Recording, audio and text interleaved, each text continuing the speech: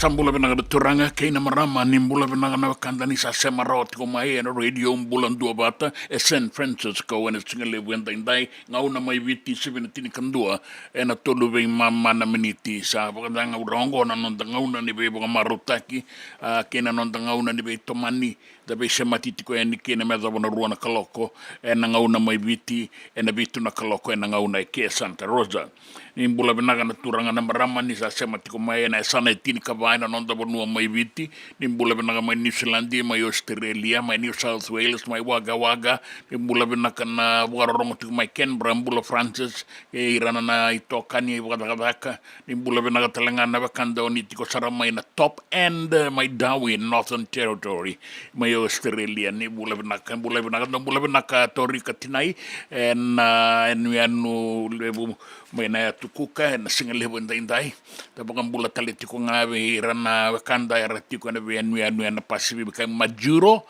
e pelimbote na kanda weka bula benaka ni bula benaka na kanda hokum dona borong tiko mai American Samoa mai pango na single indai binanga bole na sema mai kina bonu ba itame rongo America na via sana na tiko ni taka kein na be bole ni bola ni ndo bata tiko mai na single indai mebaka na kena ibugarau gona nonda Vata and radio Bula Duavata San Francisco e Kauti Keda Batamai.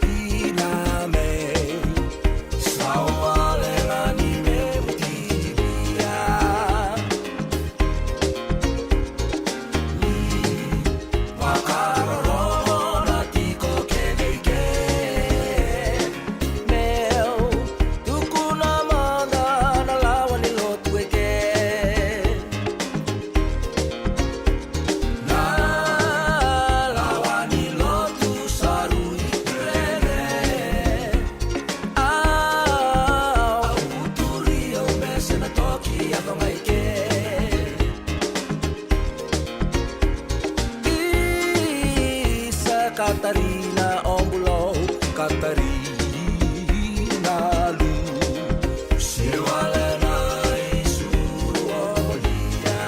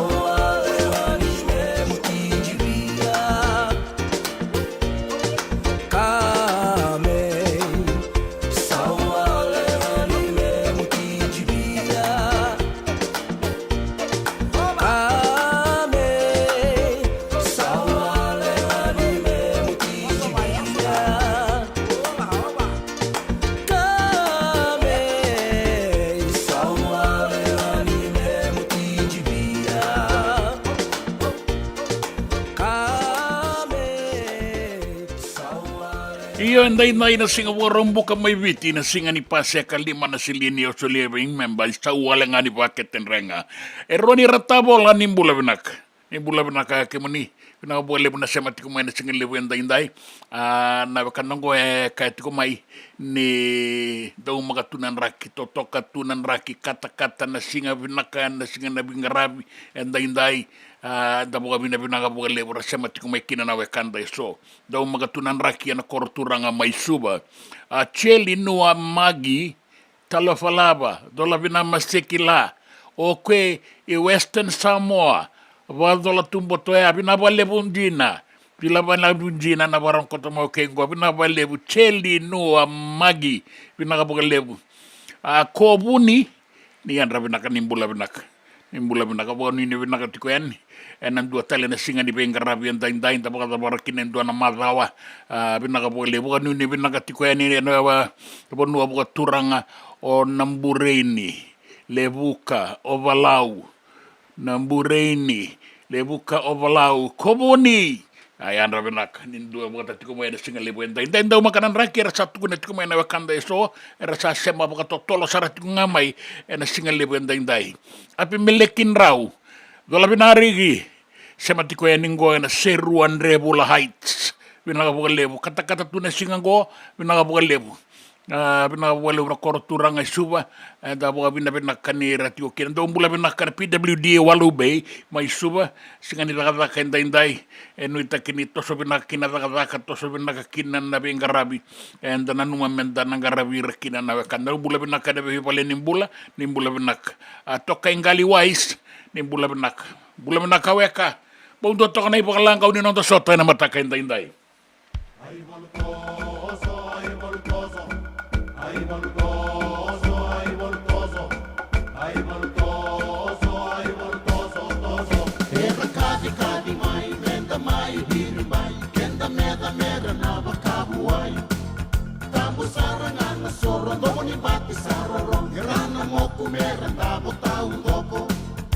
Ayaw na tangane ang nabalang yung namate no may wow nila beta tukirake iwaluya sa tesoro wow bate kay na moto gomonitangi kay na osi saro romo right to my ang nabiri-biri kay Mumbai tau na rabu kenda tumbo ko enday tamo sarangan na soro gomoni bati saro romo rana moto may bakatawa ni lobo romo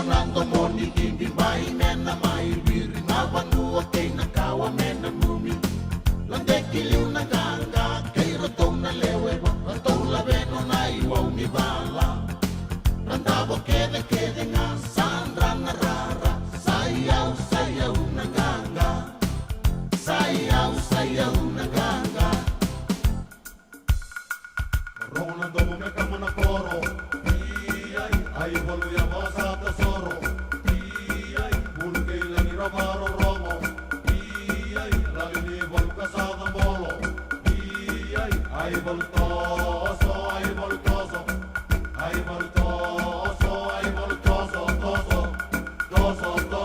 Era kadi mai Nenda mai diri mai Kenda meda mera na bakabuai Tampo sarangan na soro Domo ni bati saroro Era na moku mera Dabo tau doko Sayaw na tangane Au na bala me una mate Nolai wau ni labeta tuki dake Iwalu ya wasata soro Wau bata kay na moto Domo ni tangi kay na osi sarorongo Right to my Au na bili kay mumbai Tau na rabu kenda tumba kolendai Tambo sarangan na soro Domo ni bati sarorongo Nana moku may bakatawa ni lobo Rongo nando mo ni bibi mai mena mai bibi Na banua kay nakawa mena numi Lande kiliw na ganga Kay roto na lewe Roto labeno na iwang ni bala Randabo kede kede nga Sandra na rara Sayaw na ganga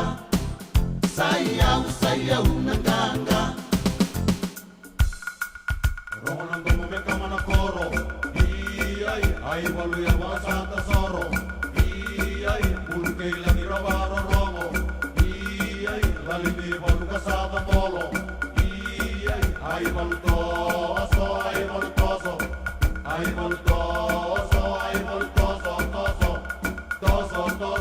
Saran roni ralenga no reina kisase Rawa kalolo mataki tuna meda Tamu sarangan na soro Domo ni mati saroro Herana moku meron dawo tau doko Sayaw na tangane Au na wala me una mate Nonay wau nila beta tuki dake Damai marau kede Tuwa na matani meke Rongo nando ngoni bende kay na sere Sana ganga ganga Saran ro kede nga Mata meke me uduki rara Marau na banua Meda sara mainduka Nonda kawa na banua Sambula Sole busan na taka Meda marau taka Non ranganga non datoa ni bala Rongonan dende beiwani Sara marau na baki Saira na nondai saki Dona nu mama tua Bula ni nonda banua Due na linga mundo Due na linga mundo Rongonan domo me kama na koro Ay baluya masa tesoro Bulke ilangi rabaro romo Lali ni bol kasada bolo Ay voltoso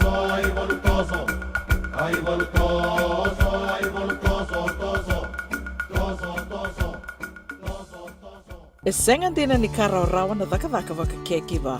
Ia endona kainda wipu ke ka waka mamanta taka tuna bengaravi o ia ke tuna kenda tō kakana. Na ika, na dalo, na bisikete, na reo bata, na sunbells e tinimbulu makau. O e kenda tō na senga tiko ni nreiva se senga ni waka motoka ka tau dren na tō beto seaki. Erto sa tu wakarau na Divine Pacific Food Mart mai Sacramento merto talaveani na nung ni voliboli. Rawa sara. We tartarngayani na taliboni diwan 21 toluwa diwa ono saivarua merto bakarotaka katalada mai na nung ni voliboli ena kenagona totolo tua. Divine Pacific Food Mart, Viturua Diwawalu Franklin Boulevard, Sacramento, California. Namba di taliboni diwan 21 toluwa diwa ono saivarua. Erto ngarap talangan ni kenalay waka sumburi ani nanomu yaya mai na nonreto stoa kina nomu mate ni katumba. Dendram beka nangola ni kibalilo tena buku ni oso pakadadaka. Sen drakin beka na tos nimbula. Kua ni lenga sinui gawa. Nana maki mai kina programu warotaki. Mai vera tau na New Methodist Christian Fellowship USA. Nongu chisu, nongu banua. Rongo na bima maniona na kabini buku lulu bei Kemando e California. Bima mani dua na singilewu ni lotu lewu bei Kemando e viti. and a Radio Bula Duavata San Francisco. Me Kauti Keda Vata mai. JJ's Food Shack. E tigo kedi kena na kakana boka biti me bakana kokonda. Lobo benga ni ngai kani doitu na bundi nan dalo se tapioca. Na kakana boka malangi me bakana steak boka elo kena coleslaw. Wee! Na karitoa sa wadha badina na keni kana. Kay tigo talanga na nono specials and lomo ni madawa. Dau tamba na Facebook. Na doi ni tiwa ya na bani mandrai pai ke na bunga tale. Gore na JJ's Food Shack. Viu Valley mo Billie Jean Street, Santa Rosa, California. Kaya talaga nito dili mo yang may Santa Rosa, may ato sa rani kinavato. Giritirto sana kinavitu sa mabitu tolo dio tolo dunto al limono. JJ's Food Shack, Santa Rosa, California. Na nonda Vata kay City Veni Raturala.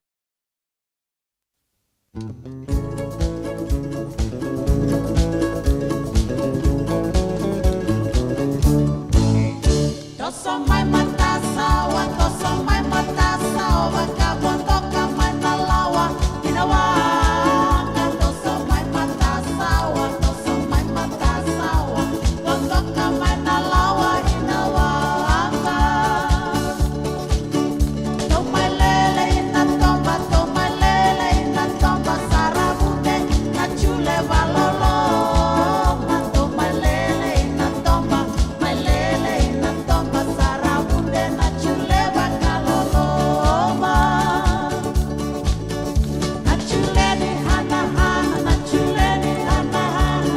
Corona hara hara, erariu erarindo, erarindo rindo wa, erarindo rindo mau. Na chule ni hana hana, aule aule. Yavi maira hurabo, yavi maira hurabo. Na chule ngaendai meke mato. Yavi maira hurabo, yavi maira hurabo. Na chule ngaendai meke mato, aule. Sangkai bala inawanga, sangkai bala inawanga. Utolu na chule ni na tandola hana hana. Kai bala inawanga, kai bala inawanga. Rautolu na chule ni hana hana. Na chule ni hana hana, na chule ni hana hana. Ni corona hana hana. Erariu erarindo, erarindo rindo wa, erarindo rindo mau. Na chule ni hana hana, aule aule. Inatandola metadame, inatandola metadame. Na chule saraula, enanuku eralane. Inatandola metadame, inatandola metadame. Na chule saraula, eralane. Au mai tubo liko yao, au mai sarawa nambi yao. Sarayabi mai narau, soli sara mai nangau.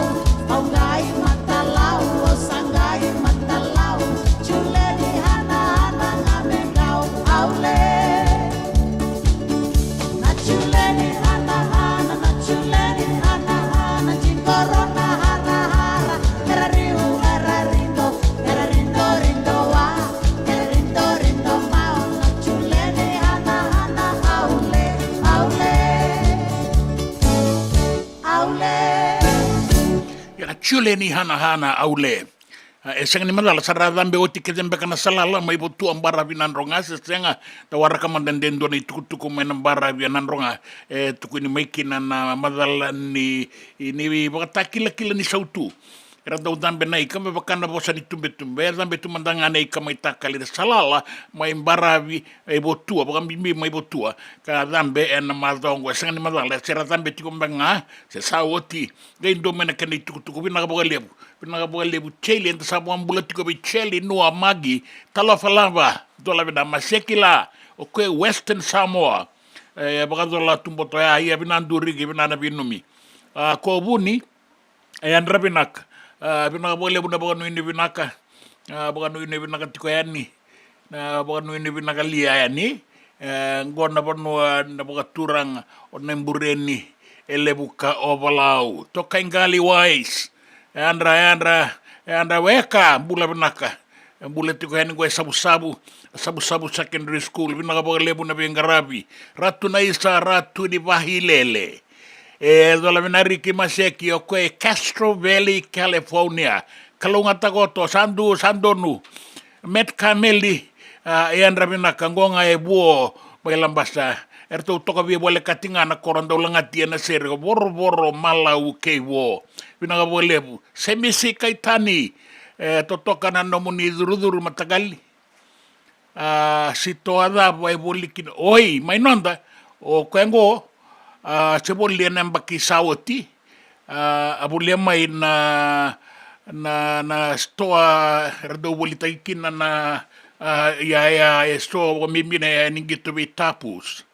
Ia bina ka lebu e rongo bina ka tiko mai Darwin Northern Territory na singa lebu indai na nonda ve samati na nonda Vata na radio Bula Duavata San Francisco bina ka lebu rongo bina ka tiko ni Darwin na boli ku ke Australia na radio Duavata radio Bula Duavata Kauti Keda Vata mai Iliasa bulia nai valu dola bina rigi mai dola bina rigi ai tamale dola ponu ni bina turigat na andrian boton ni buni bai lebu me kese boka dola tumboto ya tibina ndurigi bina na boka dola bina boka lebu na binomi le mode basho atgai tamte boka mode cheke tekuni ai le ligwe tu dola bina torika tinai totolo mai na matakani kwa bina wale kata bina katungo na singa ena tukuka ya kabitiko ni singa lo tulebo kei ana fata fei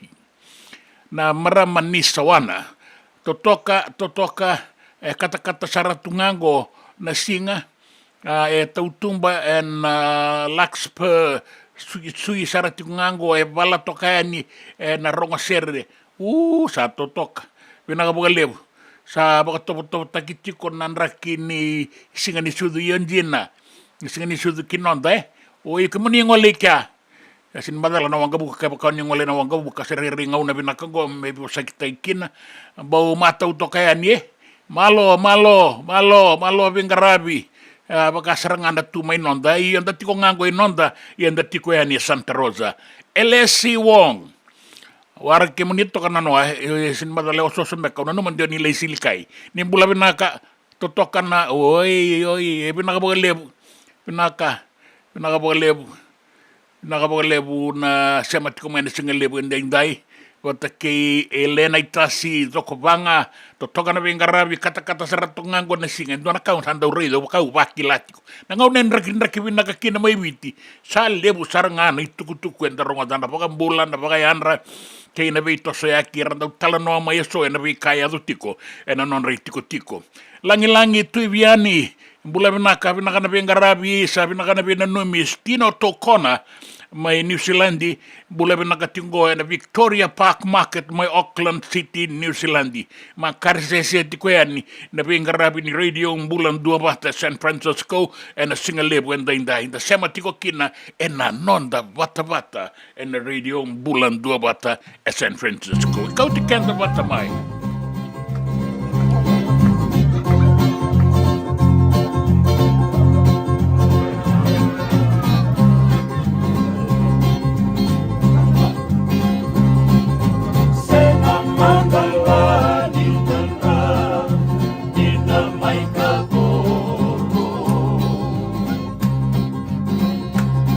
Nandi, nandi, nandi, nandi, nandi, nandi,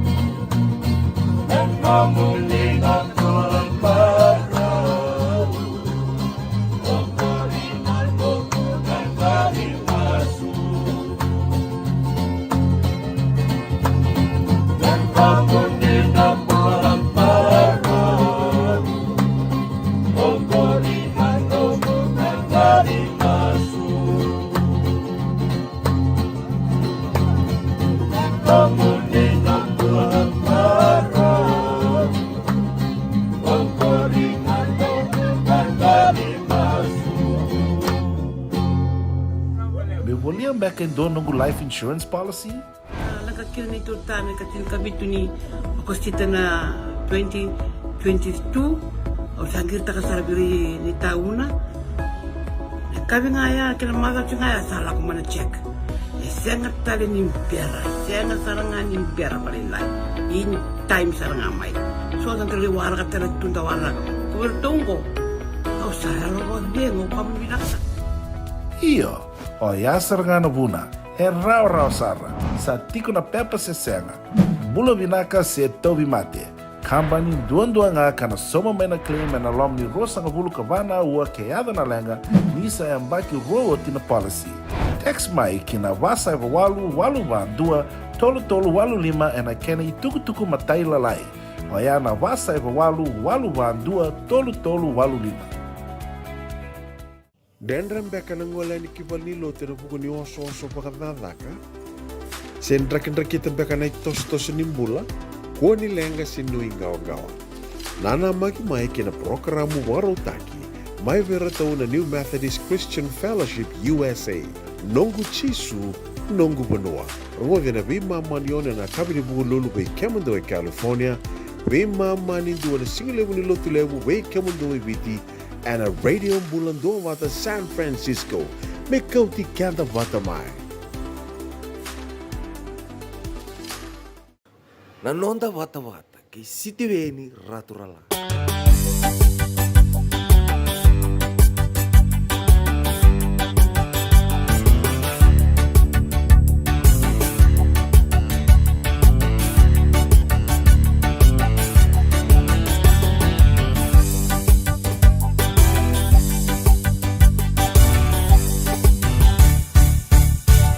Di mari, di mari, di mari, di mari.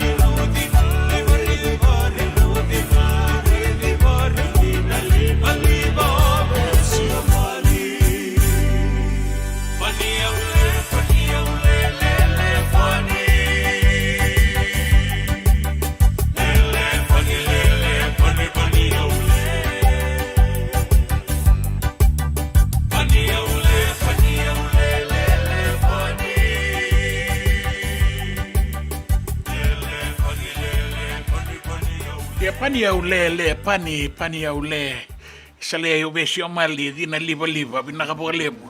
Malo ni rawesi ke muni na wakanda na sa matiko mai bina ka lebu. Gona radio Bula Duavata San Francisco, Kauti Keda Vata mai na bororongo bina tala Lal Muhammad na basuni sunda ye mai bono mbalabu. Ta boka bina ka lebu na itabi na tala. En singa lebu ndai saru totolo. Ano mo bangara mo bondo na pajero. Taumbale lako. Na italatala Lal Muhammad. Tei, rauchi ko na ilabo. Laba. San ram na buchi ko ragi sa rauchi ko na ilabo. Sa to somichi ko na kaya laba kimai. Sindam bevele tu. Songa soy pe kendang wenda sabi ang garabi chunga. Tei manda. Teman dan dua lomen nomu dua na longen nom tabioka nandalo. Oba binaga benunggu bagata sa te rauchu keto sa te chu sona ubi. Rauchu sona ubi. Rauchu sona nandalo. Ndon rau 5 bulan nandalo keto sa te rauchu. Benada keto baba rauchu ko na bosnian ba ko dagli. Na baba rau. Kun baba rauchu ni taka chu ndona kan mataka. Baba rau binak. Na istri ni lotu. Le subatale na kama kawa ke kai binaka doutor mai wala siya mai na kaya or nanga sera lako era mbuno era taumbale era kosaba na wai era rambe ata na ulni balua kendango via chiko na pajero aro mai lebu chiko na kete alele manda na pajero langan do tamlaka nongalaka buli manda do na lur vital o deigo kuni buli ndo na lur ker Lebir na tal-tal metagak.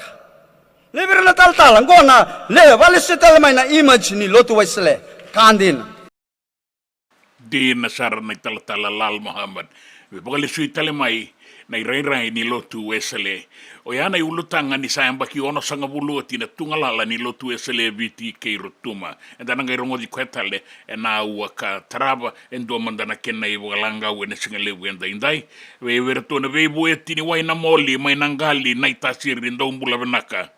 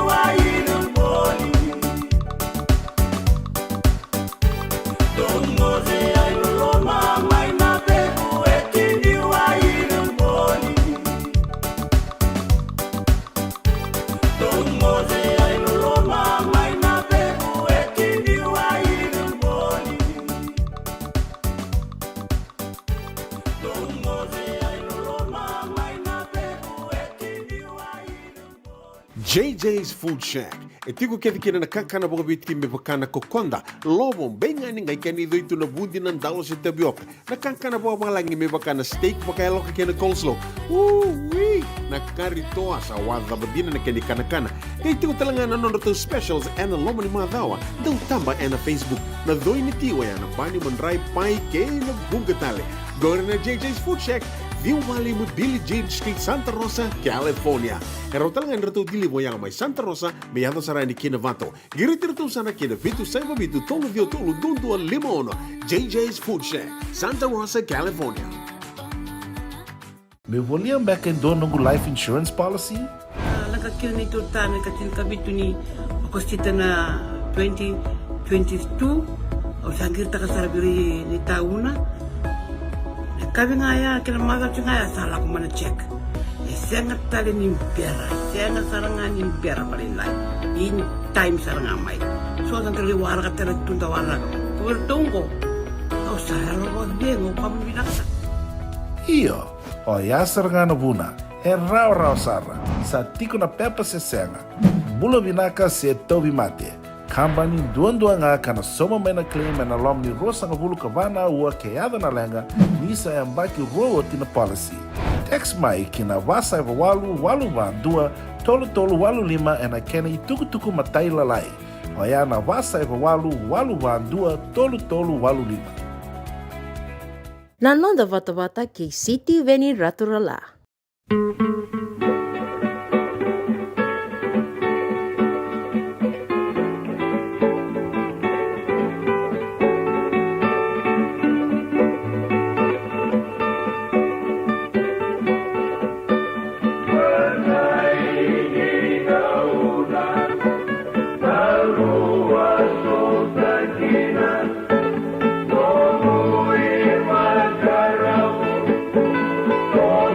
Garu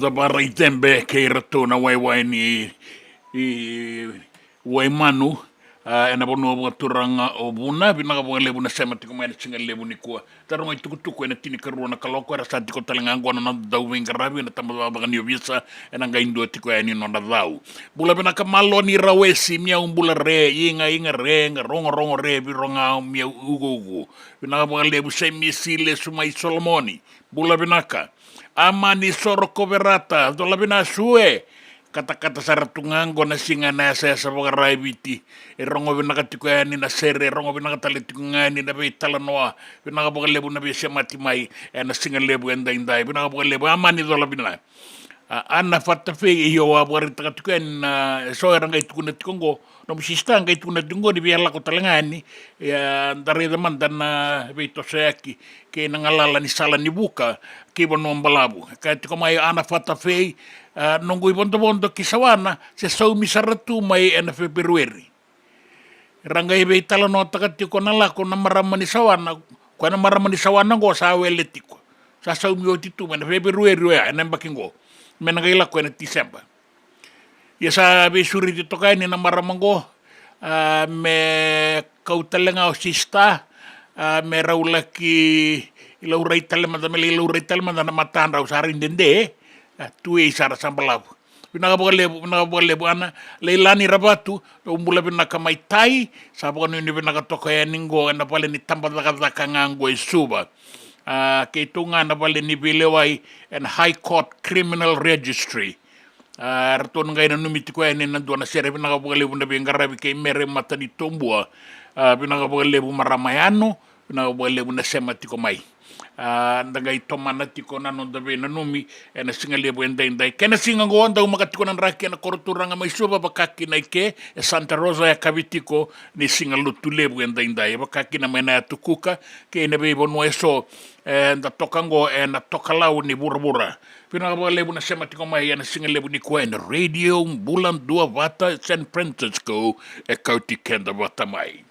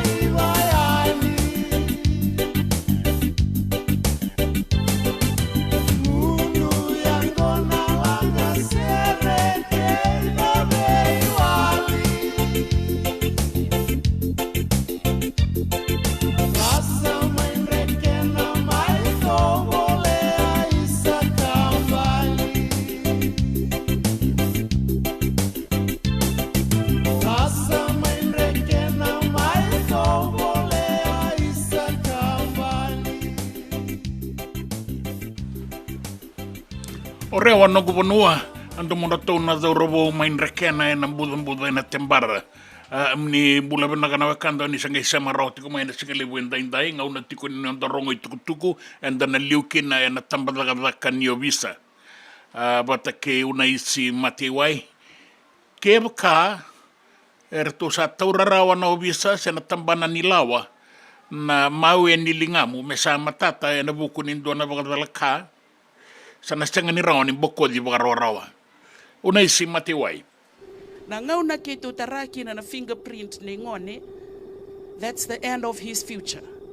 Wakanga na dhuru ina college ko iti kono ulubatu. Baleta na ngona sa toriki no na fingerprint, ena lei fomu ono fomu vito ko e pasi rota na makani pailati. Nila imbimbi una no korni bule na sanga ni ndu ona katumba indola be ngone. La ko ibalangi vangara dhaka na songo ke diwa. Baleta. Dukila.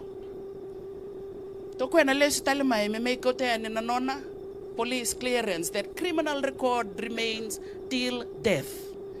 Sindo embokoda. Tiko na non to rehabilitation report kenda to so matalendo na rawalu sa ngabulka bitu tiko bakadada na kani saw.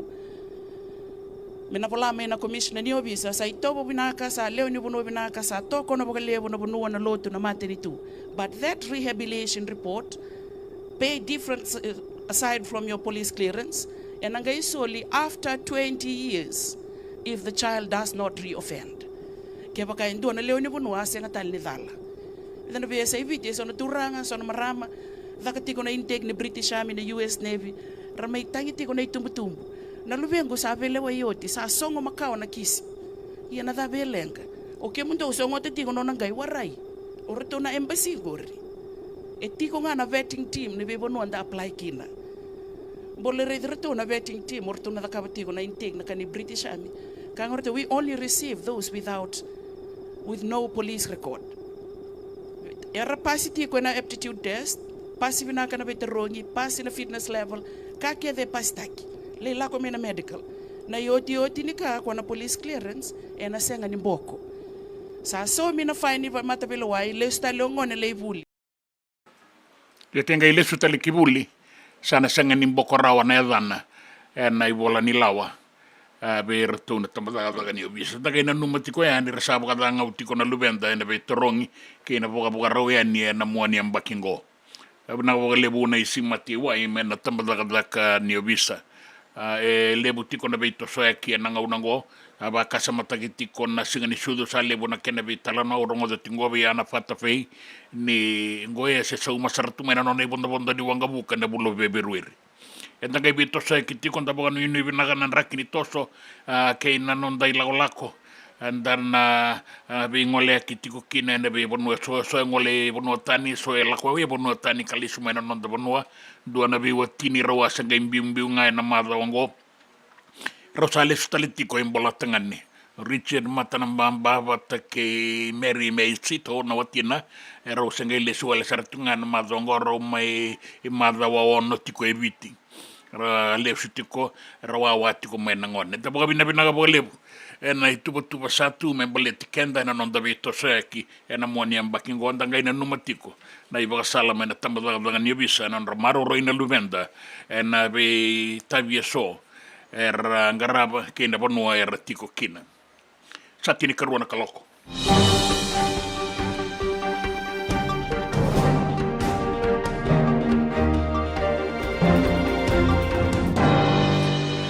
Mai tukutuku e na nonda bonua mai viti.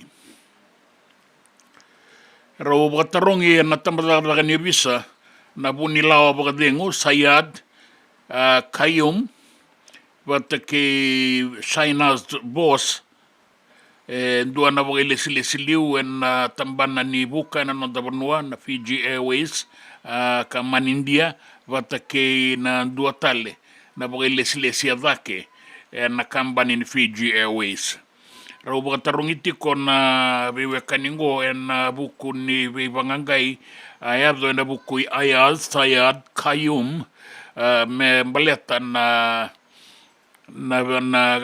wangangataki ni rangi sanga ni wangangataki na kena kauna ya rangi wata kena ngasaunin takai ka bakapondoki e nanduan na wangabuka di Fiji Link ka ngolit ko may nausori mebuka ya ni kiwaingele ya lambasa rawa bakandonia na manindia ni Fiji Link na ngauna ya o China's boss me bakapondoki na yarangi gona nonda to yarangi nan dauniandra or to na andravati ko nei lako ni Ayasayad Kayum da kilai na ngauna ya rato wakayanga takiti ko na matai walu wata ke na obisa na no rendrabi na minister ni matanitu karabi ngarabi na bukunda ya tiko na lawa sanga ni bakataraikin na me bakapondoki na yarangi senenga saunin takai baletan ni tiko na bwana nanu ni tatangomaki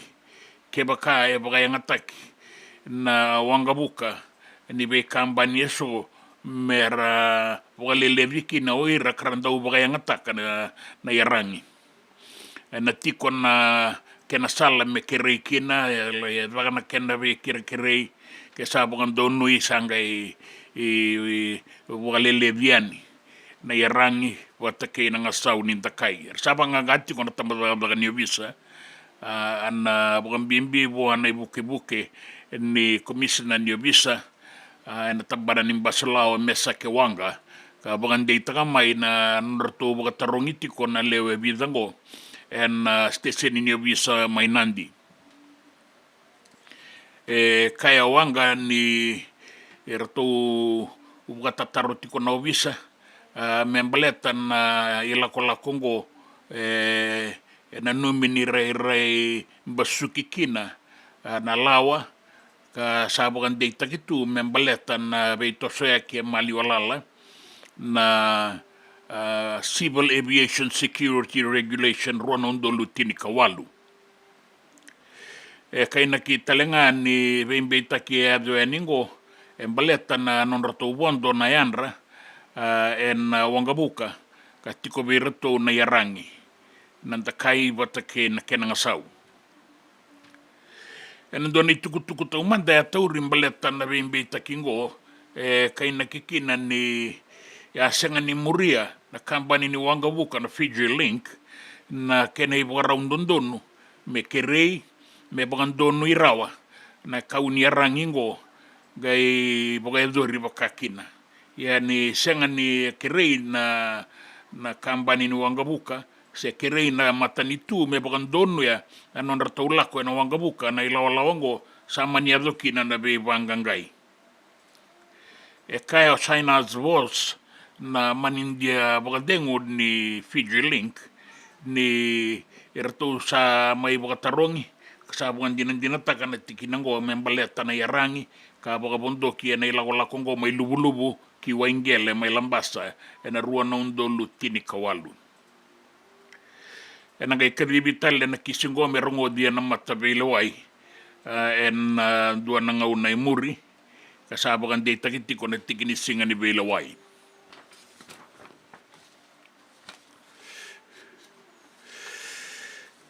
na tuku tale so na nonda banua sa bangang gati ko na ministry ni buli dua na beita ki me baleti rato na ngaraba na beita rongi ni kalaswalu dua na korni buli maimba warai takamai na tikina ngo ya seri ranronro na minister ni buli rato sana bangang gaingo dua na gase ni buli Vata kina non rato iliu na raba na beita rongia o ko na chief supervisor na be kaya na beita rongi ni kalaswalu ngo na korni buli maimba na madlaongo sangai boga doriti ko kina na be bangang gai na kena itukutuku bukan rita kamay na minister nirto sanang garabang na tambana ni buli ay wase omba na tikinang go me matatamay na be kataudok baleta na be imbeta kingo nanumin ni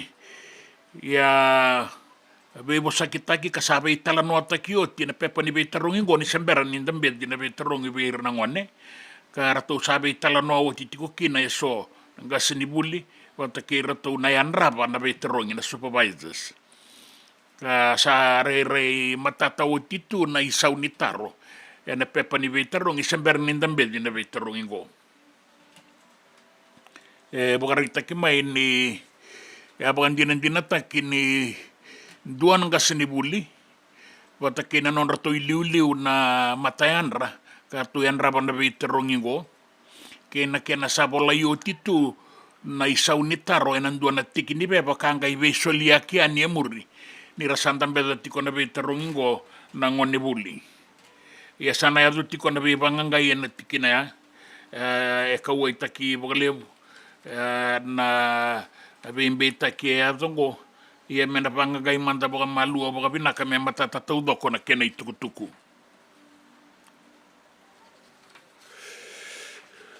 kinang gito bagarita kimay ni sawo tito kongo 5 na embaki sanga itekabutale na kachi rugby na nonra gito na ngonebuli na primary schools na nonda bonua sawo tito ngo embaki 5 sanga itekabutale beto konikina na kambani de bakau itukutuku na Vodafone ka sana edha na Vodafone kachi rugby me sana tika butale sawo tingo 5 na embaki sanga boga doritale na sotongo be rana lubenta ne boga tangin dengan dera era to kaya na beliutaki na kampani di Vodafone karato be to koni na sotongo ni kwengo na tikin na bimbin duan na nonda susungin na daung gito rakabi na nonda bunwa me tikibu saranga mai na iboga tangin dengan dera be rana ngoni buli katoko na tikukina na kachi rugby na nonda sota na ngoni buli na iboga tangin dengan desarera na be korni buli mengarabi me bakasar nga na be ngito lelebu na daw saraba seraida me ngarabi boga binaka muri boga binaka na kenalawa ka marau takatalenga na ngone na non rangito na panua kadibi mera sota kina na ngaunango sa register tikukina rauta ni rua sanga bulu ka tolu na undolu rua na rauti ni karua na daurwou wata kei na tinikan dua na undolu rua na rau katini na ngone lewa mera sota Vodafone kachi kasati ke bungo non da bonua ni otitiko dua na bakadangi mbalabu 5 na embaki sanga mai tomani tale kina itukutuku biasa ibur-bura bukarita kimay ni lebu na nakadaka ni bakadoko senga itikabuti kongo be bonua ka alambata na langilamba o Hurricane Helene mai mereke rautan ni 2 milioni na leo ni bonua sa sangatiko ni semayani bokapinaka na liba ke na matanggali bengarabi taleso katiki ni non rambula ni oti na rangi lamba sa lebu sara na bakadada era wakarusai na bei vale na ngauni sala na sisi ningele na ikawakawa rusa na non reitei na bei kau watakei na bei kambula Reali tali tiko nga kinango endo na wili lebu ni lewe ni bonua era senga tiko ni kune se kila ina bonua era tiko kina. Sato sa tiko na bebangangai sato sa tali tiko nga nalagadakan ni boga doko me boga totolo taki na boga le sui mai ni benga rabi ka mai boga dada ni kataro vitu ena buku ni dangi lambango. Kinan raki. Boga raki taki tiko mai ni inda umakatoka nan raki.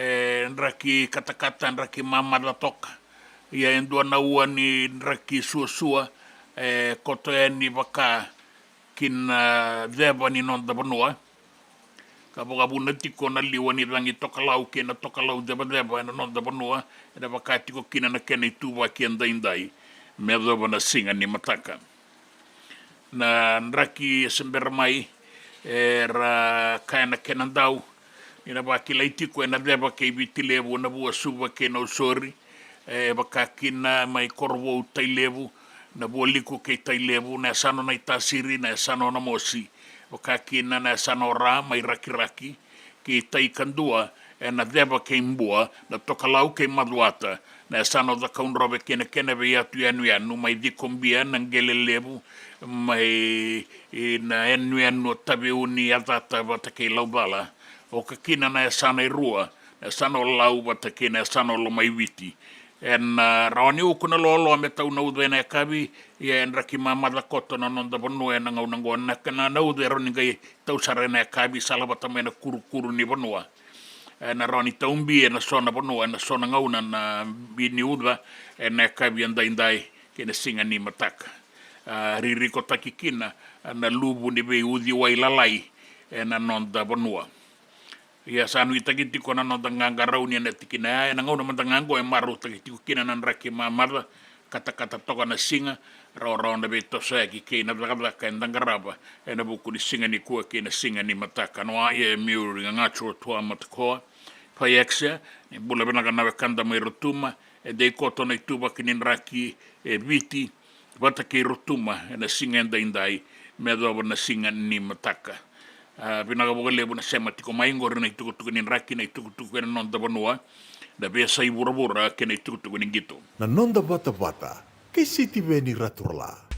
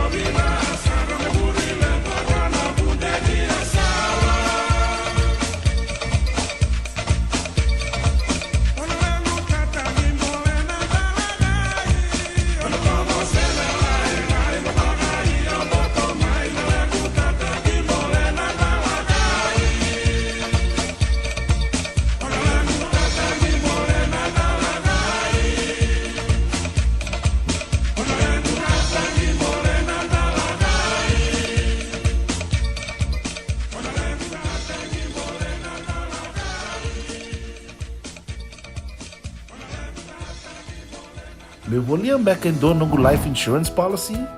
Laka kira ni tutane katil kabitu ni okostita na 2022 o sangir takasarabiri ni tauna. Kabi ngaya kila maga ngaya salah ko mana check. Sengat tali ni impera, sengat sarangan impera paling lain. In time sarangan mai. So ang kaliwara ka tala tundawara. Kuwertongko. Au sayang ko dengo kamu binaksa. Iyo, o yasar nga na buna, rau sara, sa tiko na pepa sesenga, bula binaka se tobi mate, kambani duan nga kana soma mena claim na lom ni rosa nga bulu kavana ua keada na lenga, nisa yambaki roa tina policy.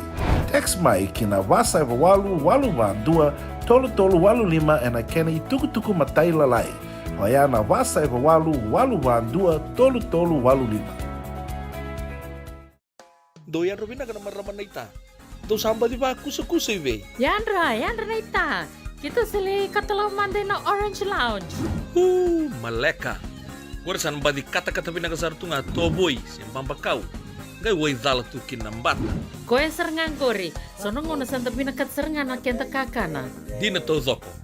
Kaya kita sana berata ini bagai singlebu, kita sana gali bagai kabi ngaya ni kena. Na Orange Lounge, kata lau bagai singlebu se bagai kabi, baru tegi tu bagai manggo sanggai to toka na buno ni kana. Mai na menta tu ide ni ki, kena bagai singlebu se bagai kabi me bakana bagai sekera. Na sui, ike tu teke roro bagai lolo kena vida tale. Gira ramo klana menu ni singoya. Na Orange Lounge, tolong dua Orange Street Santa Rosa. En dua tala na tamani bingarabi ni Divine Group of Companies. Dola mena wala kaloka na mataka, kina wala kaloka anambongi moniti kina singatambo. Na Orange Lounge. Tolu dua Orange Street, Santa Rosa. Dendram beka na ngola ni kibal ni lote na puko ni oso pakadadaka. Sen drakin-drakita beka na itos ni Bula, kuwa ni lenga sinu ingaw-gawa. Nana magi kina programo warotaki. Mai vera tau na New Methodist Christian Fellowship USA. Nongu chisu, nongu banua. Rongo na bima manione na kabini bugu lulu bei Kemando e California. Bima mani dua na singilewu ni lotu lewu bei Kemando e Viti. And a radio Bula Duavata San Francisco. Me Kauti Keda Vata mai. Na nonda Vata, kay City Veni Raturla.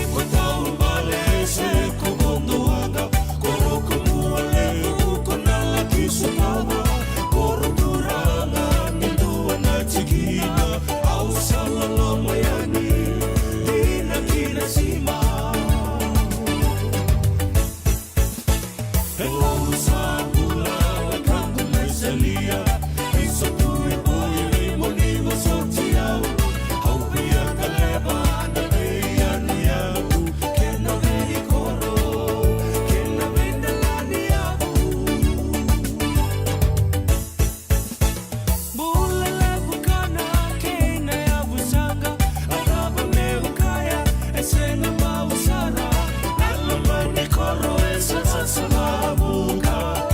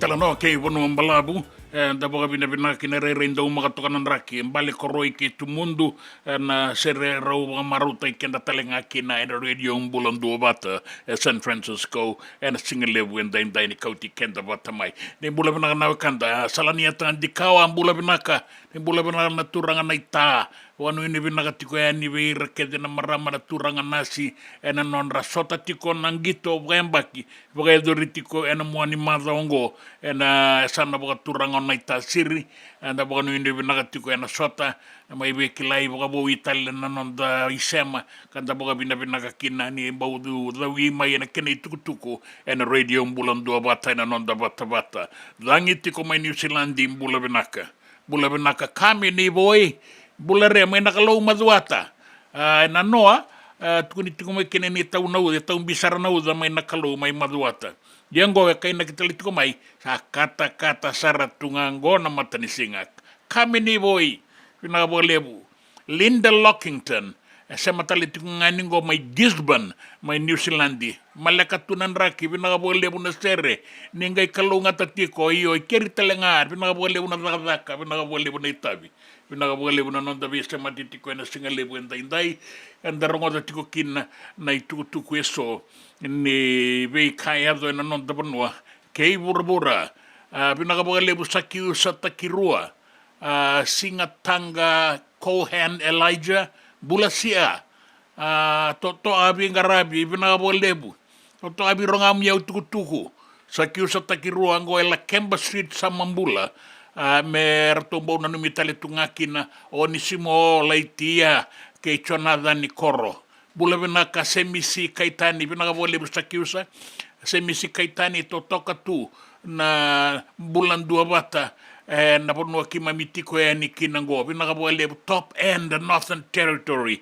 mai Australia bina ka bolebu Kauti kenda Vata tiko mai matangali pina ka bolebu sarenda nga isa matali tiko na singani mataka mesulame mbose na iwalu yandra maleka matangali ni na bota itiko ya ni na serkede nga sa daw ya ni na radio Bula Duavata sambale tike mundi na wakanda oni sema tiko mai kin oiren ngoni na toaika na itasiri rada tiko ngo Australia ke New Zealand ngaunango sangat tiko ni ngwele da wikina na turanga itala-talanga si mana koro na itala-tala Joseva tiko na tambua matangali ni Bula binaka kalau ngata na sana lo may witin yun nilay tiko kina pinakapagalebu Richard Paul Ricardo Paul pinakapagalebu kai pinakapagalebu kumni na rakadaka na Swire Shipping lautoka pinakapagalebu na bitoko niya na Fijian Rua sambal tika buto kong na warau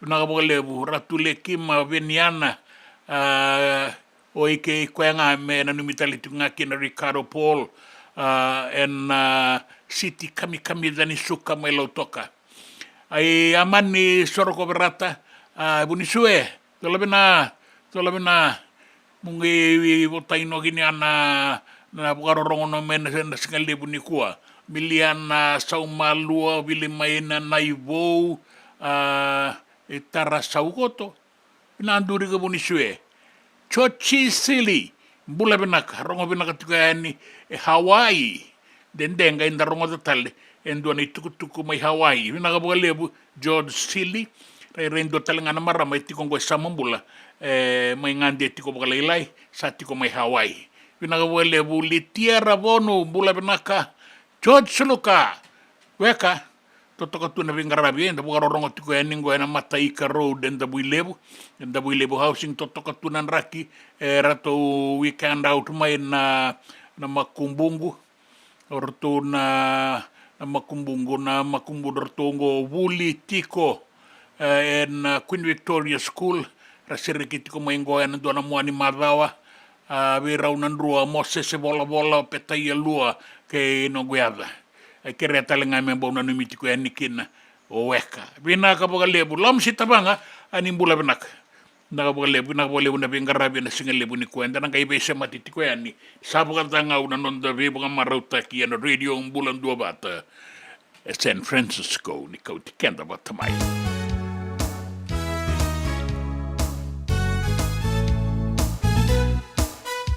Makarau buka sabole, masinga di lala tu beike. Kampung ini ku meda mabeke, tanai ala ni no dasare. Sadina, kamu basaru kami kamila.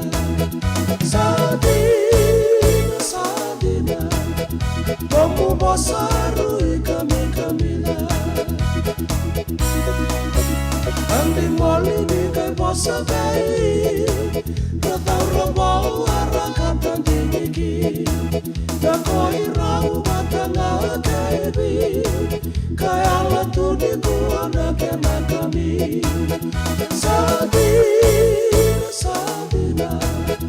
kamu basaru kami kamila.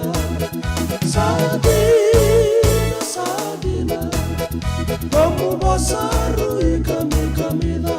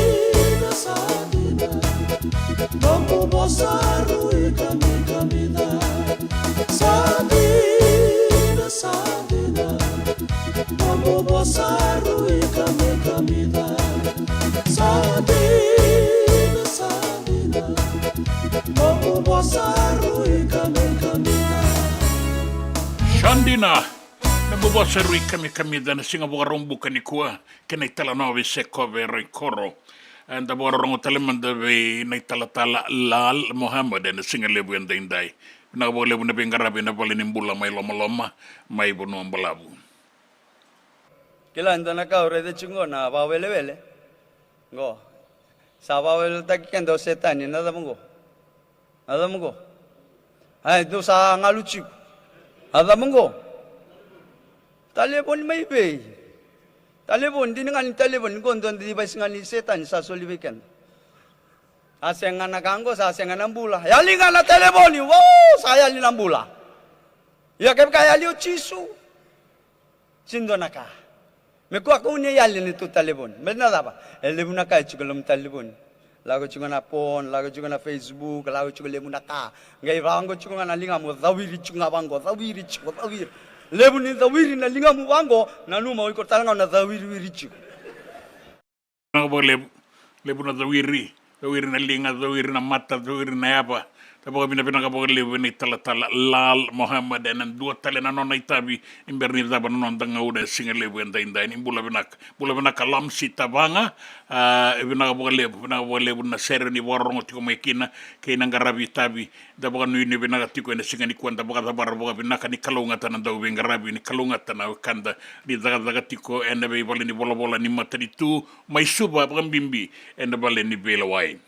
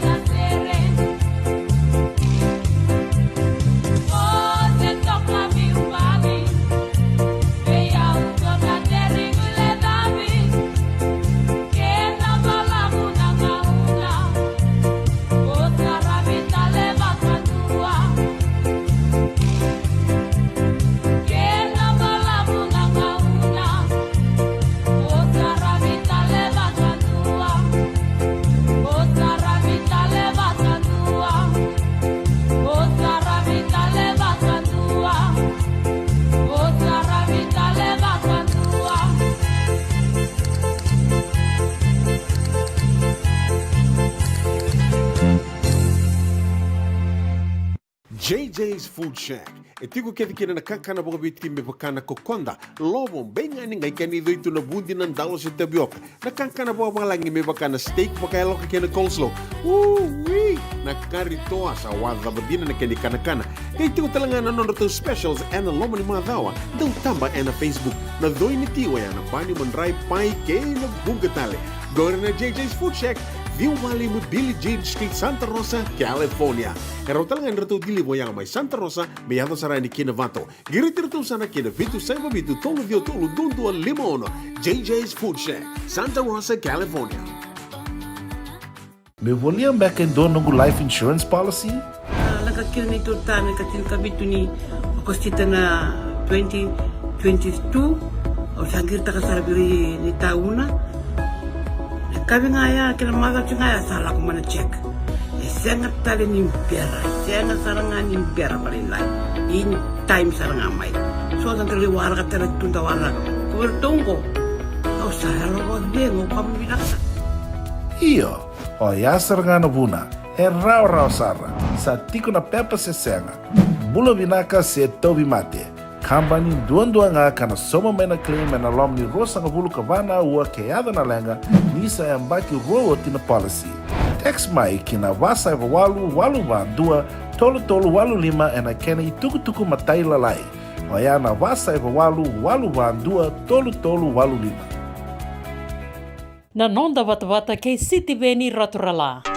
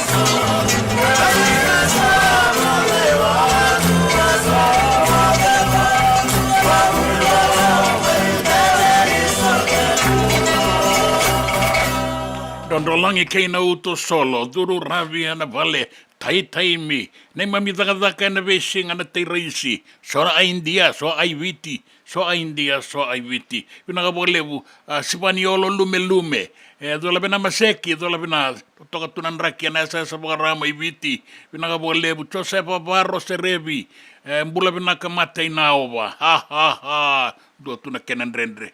Pinaka bolevu lori marimba, mbula bena ka, pau mbai ni valu dola bina no gueka yo kalantingango bina ka lebu yo Santa Rosa talangango bina ka lebu na sema tiko mai LSC Wong bina ka lebu kemuni dua tiko na ibagalanga uni baga lebu sa baga ya kabiti kongori so sanga ibaga lebu so sembera saranganian rangora semodi tu benambong go rongo dat kona kene talanoa ya bina ka lebu lesi poni ni bina kana ibaga lebu sa baga tiko yani gori bina ka lebu kena ngusungori na ketengo bina ka lebu da sabi na numiti ko nga enabeka endarawata na lebu endai wasemada salambongi bula bina ka talemai Melbourne mai Australia di mai ko mai suba bula bina ka bulo bina ka lebu senga ikele saranga mai ni ko San Francisco so jina en vacation mai viti na wale bukalungata na mai ngande ti ko do makatalitunganan raki ke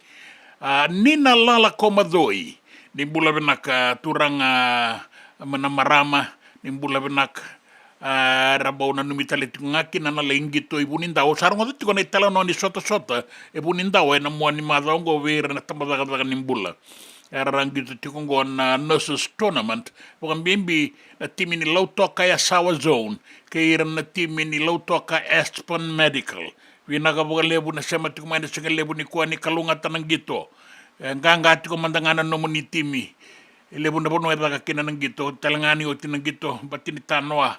Kasasi ni rao may rara ning gito, nga may rao en rara batini tanoa. Rusia te sa ukuru. Dola bina, nina lala komadoy, zabuto tia ni na eva.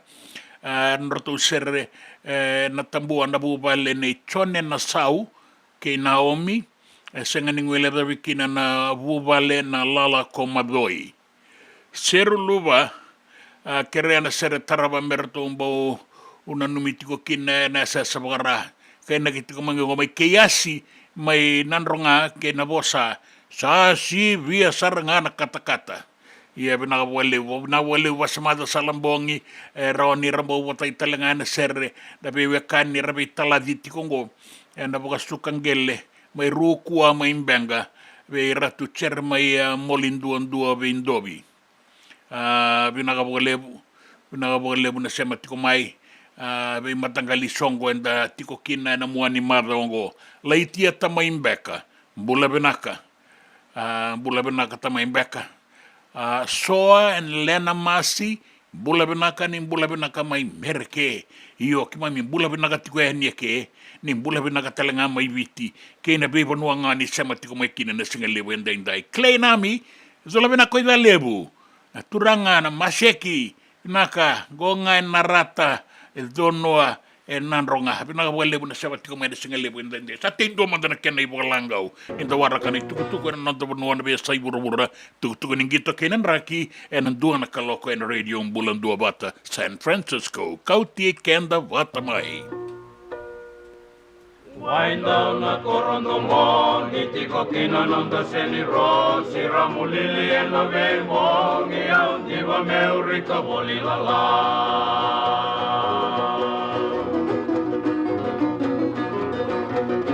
Sitara la la la, sitara la la, rukuna meli en la ro, muang tambe sombo meu munu la la.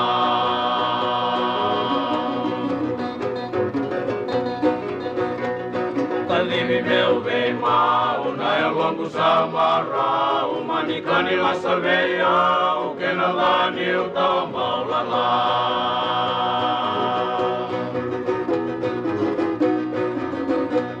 Sitara la la la, sitara la la, rukuna meliena romo, au tambe sombo meu munu la la.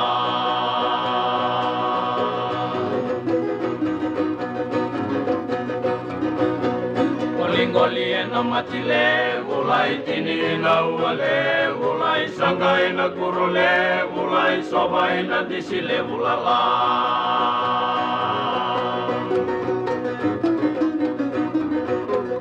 Sitara la la, sitara la la, rukuna meliena romo, au tambe sombo meu munu la la. E senga dina ni kara rawa na daka waka kekiwa. Ia endona kainda wipu ke ka waka mamanta taka tuna bengaravi, o ia ke tuna kenda tō kakana. Leika na dalo na bisikete na reo bata na sunbells e tinimbulu makau. O kenda tō na senga tiko ni driver, se senga ni waka motoka kandau dren na tō beto seaki, erto sa tu waka rau na Divine Pacific Food Mart mai Sacramento, merto taladeani na nung ni boli. Rawa sara. We tartarngayani na telefoni diwan 21 saibarua merto bakarotaka katalada mai na nung ni boli ena kenangona totolo tutua. Divine Pacific Food Mart, Viturua Diwawalu Franklin Boulevard, Sacramento, California. Namba di telefoni diwan 21 saibarua. Erto ngarapatalangan kenale waka sumburi ani nanomu yaya mai na nonreto stoa kina nomu mate ni katumba. Dendram beka nangola ni kibalilo tero puku ni oso pakadadaka. Sen drakin-drakita beka na tos nimbula, kuo ni lenga sinu ingaw-gawa. Nana mai kina programu warotaki, mai verata una New Methodist Christian Fellowship USA, nongu chisu, nongu banua. Rungo na vima manione na kabini buku lulu bei Kemando e California, vima mani duwa na singilewu ni lotulewu bei Kemando e viti, and a radio Bula Duavata San Francisco, me Kauti Keda Vata mai. JJ's Food Shack.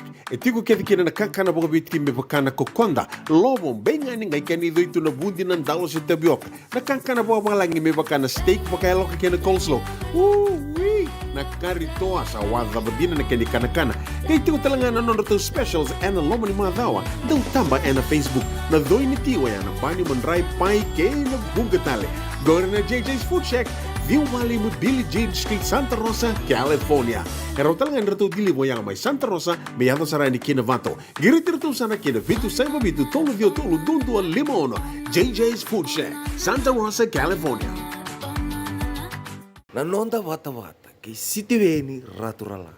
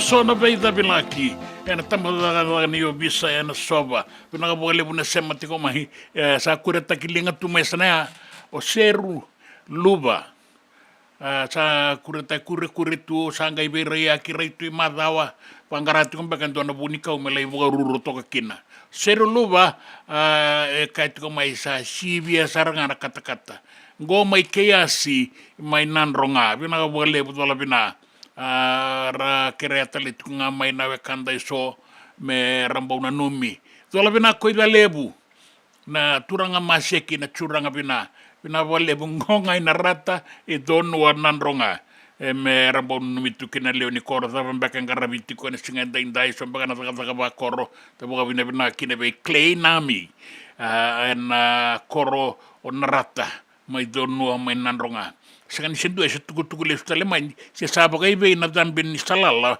mai botu ambara bin nandronga se tikombenga se sangol goli beauty todok dan kai borang oda toma dan kene tuku mendo na kena madalan deso ena numa mengoli sombutu ena ambara bin mai nandronga en muani madaongo de sebo na salala ya dambe en madaongo radio Bula Duavata San Francisco Kauti Keda Vata mai.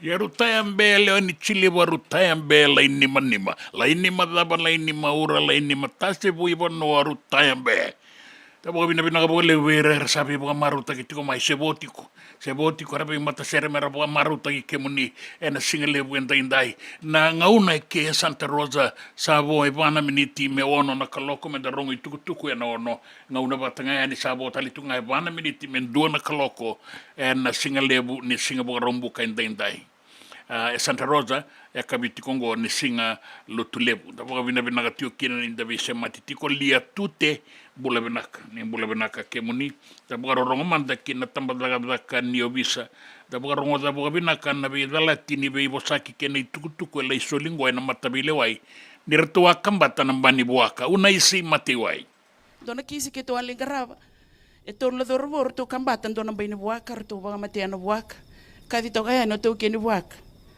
kem do kilangor no buaka chikolo iku sen ke bonongo kem do kilani dalla kanto da kaba chikolo sen lawa sakadi bena kisi selmi bena kisi o sin kilan o asen tu be on list non to kisi kango kaber to boys mai do kilani dalla se anke to sin dalla ke la ko lo me andur na matay maramani lawa o sa babinaka ko no reso mo ko no milaulo maleto ko na ron to da bali le minito to tukuna na kandina awasin nama kana kartuale kay loma sandu romatay Pamadala taka na tamando pamate kina buaka.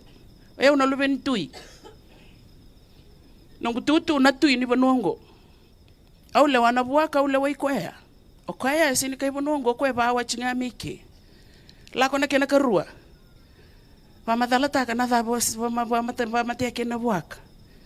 Ka ko nongu ratu e ngone be nona ratu koe bosa utia. Eu na kai banongo eu lewa. Anga ya no kena katolu. Sasi kena leni wa bosa babinaka. Kwani to bosombo. Kakoyo nongu nana nga nenra nono ratu. Waya ubasu tura ngai korongo. Kena balambale ana kake de utara e warindu era ni bosa kina.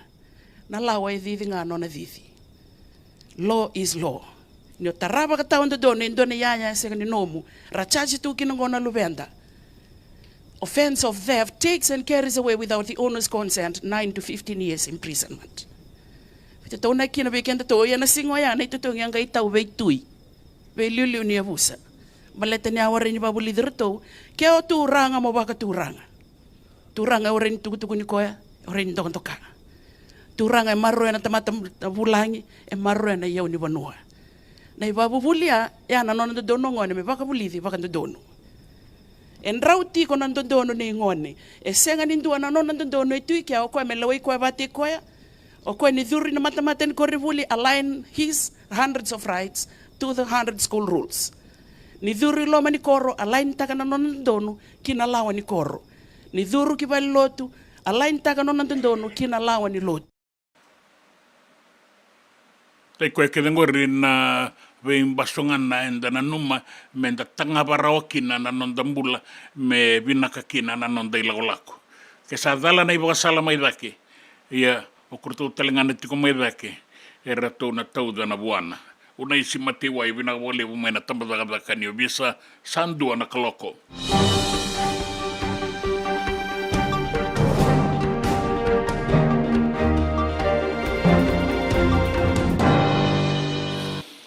E rato sa bangangai na tambadaga kani o bisa o Ayaz Sayad Kayum na punilawa bakadengo o China's Voice Vata kei na dua tale na baka ilesi-lesi-liwe na Fiji Airways na buku ni non rato zakazaka na obisa na bunilawa baka dengu o Ayaz Sayad Kayum vata kei na manindia sa baka dengu tale nga China's Voice en dua tale na baka ilesi-lesi na Fiji Airways manindia tale nga erto sabanga ngai tikongo mai birato na visa. E kaya na dau be bangangai be liu tagi tiko kina na ibuke ni commissioner o mesa ke wanga ni sabagan data ke bagan dina taga tiko mai na non rato laki baga tarongi na station ni visa mai nandi na lewe tolungo.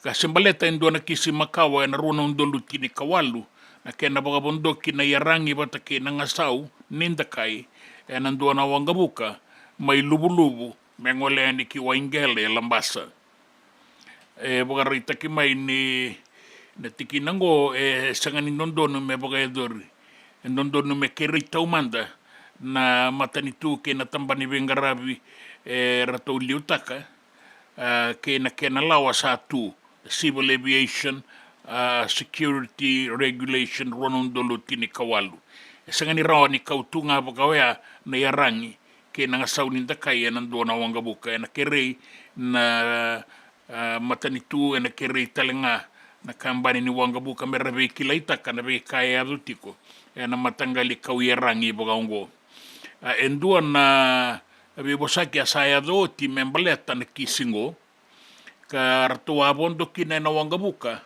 na ilawlawan ni bunilawa bakadengu orto na nona yanda rato kau tiko nan takai wata ke nangasau ni takai rato sama ibu katarong ikin ka bukarita ko China's Voice ni sa do timanda indua na kena be tarongi ya sa pangalala takikina o koya ya rato na kena bo rato nangai kadibitale nandua na ngauna imuri kina belewai belai wakuri talikin na bukatataro.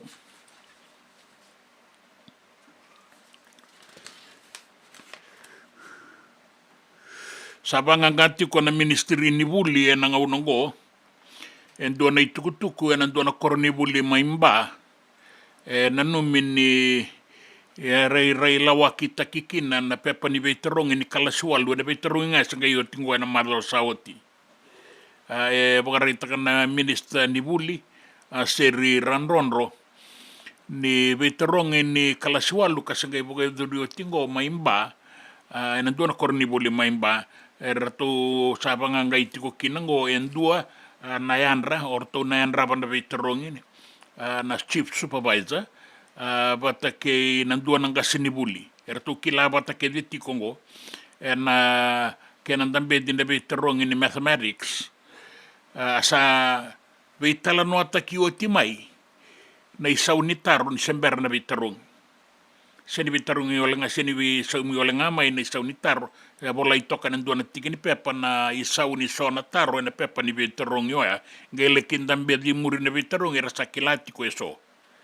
Kilati ko endo nang gasnibuli kilata litunga na nondo to iliuliu na yanra na tikinago pambimbi buana iliuliu ni kornibuli nang gasnibuli liu ya nanumi barita kito mengo me berto sana banggang kamandangan na ministry ni buli maimba orto nang garaba na iwasa-wasa ni bengarabi maimba nangay madala duan na singay muri menang gay bebo sa kita kina na be kasa kune na be imbeta kingo kinang gitu era sa wakas sa mata kiti ko son na yava ni daunggito be ira nangone mera sama ibo karauta kika susu en sota ni ngito ni buru-buru na Olympics kataraba kana bagay dori mayo Australia na tikinango bukaritaka na songo-songo ni Fiji Sports Council kena matambose na Fiji Rugby Union karto sa kadibaka na nonrato ituba ni bengarabi membeleta ng gito leo yabitu mesan na tawiyabungo enduan na bengarabi bo persa kadibi may nangone era nanumini nganitira ng gitongo karasambo kilato kay so na kenay wale mera may susu nanduan na kenay tubo meron ni bagarauta kirean yan ng gito lilebweso may bakana Olympics bagarita kini ni nabulang mandangango November sana tikabukin na sota bayira na ngonebuli enay bakatangin dingin ko mela uraikin na nonra mangosa kay na nonra kilanang gito kana bugay dur na soto go na Thompson Park may nabua karena gito tikukin na dorobo kay nangonelewa nanduiti mera matatakamay me kilay kara kunikin na so na talent di na buro-buro ning gito lewa bitu ebiti mera susungiani mera sotaba na sota lelebu ning gito rakabile lewa bitu nanon da buro-buro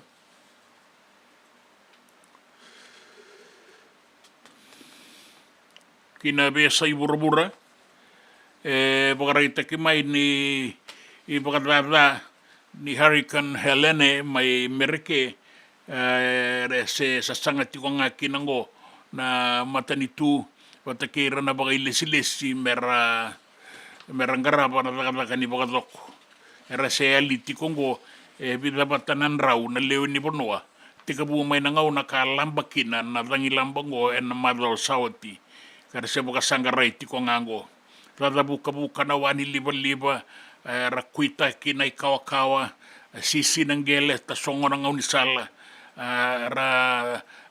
rusa na bale batakin bingarabi raramba abala tabagal lebu na Bonoa kasi sa sangat yung kinangwa ng mata nito mengaraba na dagadak ni Bogadoko membaletan na Bonoa taraya ni nadangilamba kay nakiti kong ni Bagadada bagalibusar may Merike bagang bimbi may North Carolina South Carolina may Georgia kay Florida kay nabi Bonoa bolekata nanumiti ko ni nataurin doon ng una menanggay talandron rotalikin na bukabinakan na bingarabi raramba membeletir na liwe ni Bonoa kinan raki. E ndau makatokanan raki e na nonda banua mai viti e na ngaunango. E dina ngani kune tiko e ndona i wakatakila nin raki sua ka bole katikenda. Ia en sanga sotini vesa uwagalebu na ituwa kinin raki e ndono magatiko e ndaindai kina singa ni mataka. Na deba kei viti lebu e na bua suwa ke na usori e wakakina mai korbo e na bua liku kei tai lebu o raki ke na sano ra na sano na mosi ke na sano na itasiri. E na tau banga una na udwa na roni tau mbisare na sona ngauna ia na raki mamata tiko na be ngauna tale so. E wakakina na deba ke mbua toka lau ke maduata ke na sano da kaunrobe via nui anu vole kata mai dikombia nangele lebu mai Vata ke lau dhala tabe uni wata ke na sano lau na sano lo mai viti. En dei kota na tuwa kinin rakin dono maki kemunitiko inda indina ngani na mbula saratiko na rangi toka lau vualiku. En na nonda vano le subatale en na mbula saratoka na toka lau vualiku. Sanga inda uli wawasoma mai viti na matani rangingo ia e na wakakina e na lo manirua sanga wuluka vana ua e ndabaga na amata tiko e nikinango. Nrake sembera mai na senga ni visau kana ndei koto na kena itu waki enda indai me adwa na singa ni mataka fayax. Gona itukutuku na nonda vanua na itukutuku ni ngito na itukutuku ene vesa iburubura kena itukutuku ni nraki. Na nonda Vata ke City Veni Raturala.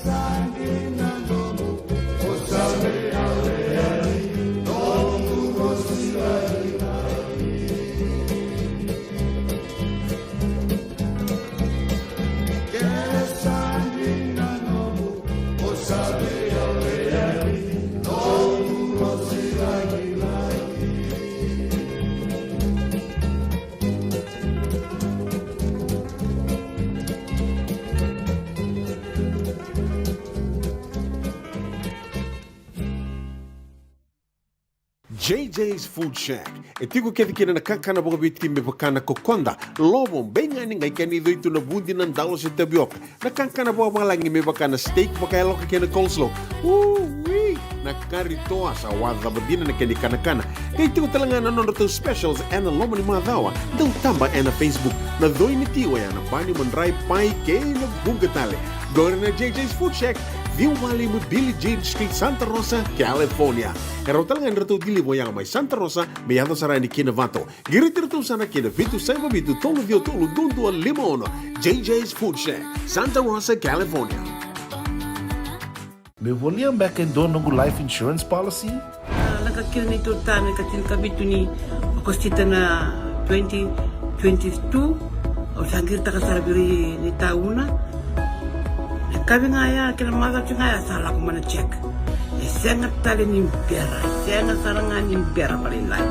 In time sarangan mai. So dan kali warga tali tunda warga. Kau tunggu. Kau sahara kau dengo kamu binasa. Iyo, o ya sarangan buna.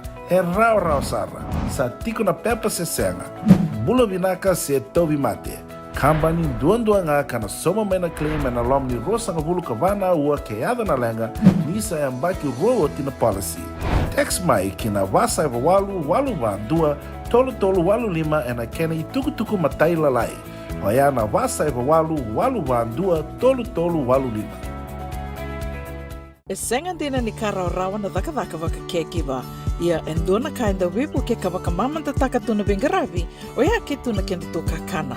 Leika na dalo na bisikete na reo bata na sunbells e tinimbulu makau. We kenda to na senga tiko nindraiva se senga ni waka motoka kandau drendre na tutu beto seki.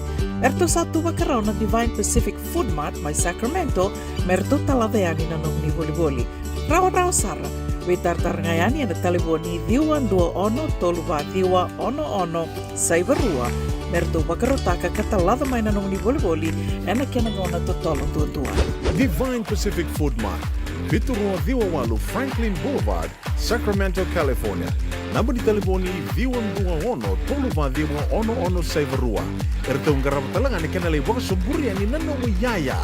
Mai na nonderto stoa kena nomu mati ni katumba. Na nonda Vata, kay City Veni Raturla.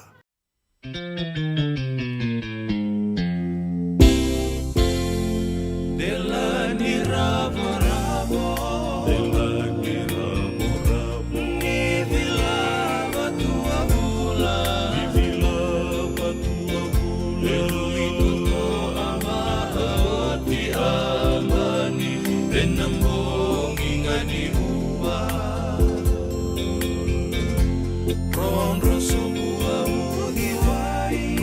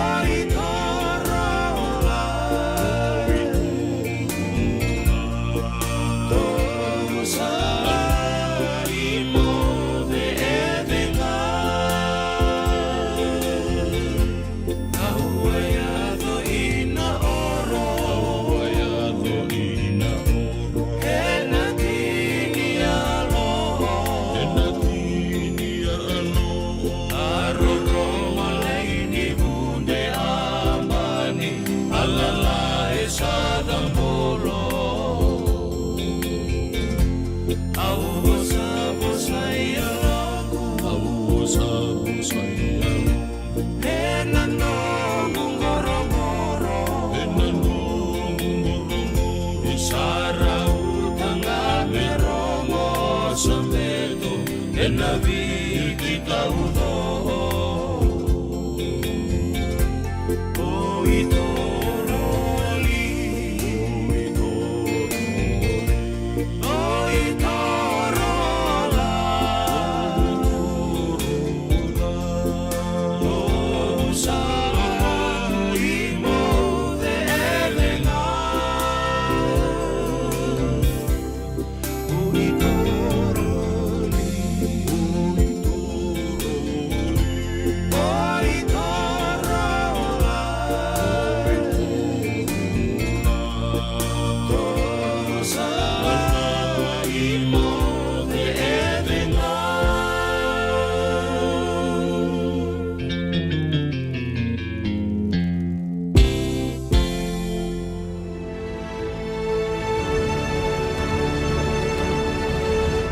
Onggo ay rongo may bala ni Songo and a radio Bula Duavata, San Francisco. May Kauti Keda Vata mai. Na besure tiraramba kinanonda Songo ni marauta ki ni tungalala ni viti en mua ni marao mengo kan boge doritiko en Fiji Day me marauta ki kinanonda tungalala ruanondolo rua sangabulu kaba erato nangarawatiko na ono Foundation USA na Singapura rombuka ke na Singapura roengo ne katini kandua ke ne katini karua ni singa ni bula o kotoba ngango mai na Sonoma County Fairgrounds, Santa Rosa, California. Era seboto kana na stall ni wakatunuloa ko ya bitunan raunandol landua ka senga ni bolita ki kakana ya be ke monina via mai bolita ki kakana na ngandrebi mo ni na be taratara rawen ni ke irtu na tambana nimbula na Department of Health and Sonoma County Taliboningo vitu saiba vitu 515 ni bitaratara talinga ni ke penisa na itini na vitu ndua ba vitu saiba rua saiba ba se ni bitaratara ni na email and Fiji Day USA at yahoo.com me matatakina na kena itukutuku taudoko. Era tona tiko talinga na songongo the Fiji National Provident Fund na kambani di baka itukutuku na Digicel Tauke Land Trust Board ka baka kina na Unit Trust of Fiji Soleil Fintech Fiji Trade Commission, the Fijian Holdings Unit Trust, and Ministry of Lands, the Ministry Ningele and Matanitu, ka sanuita kini na rawan dabe talanota kayani, menda tiko baga leo ni retiko talangaki na nandau venga rabia so erang wale may viti.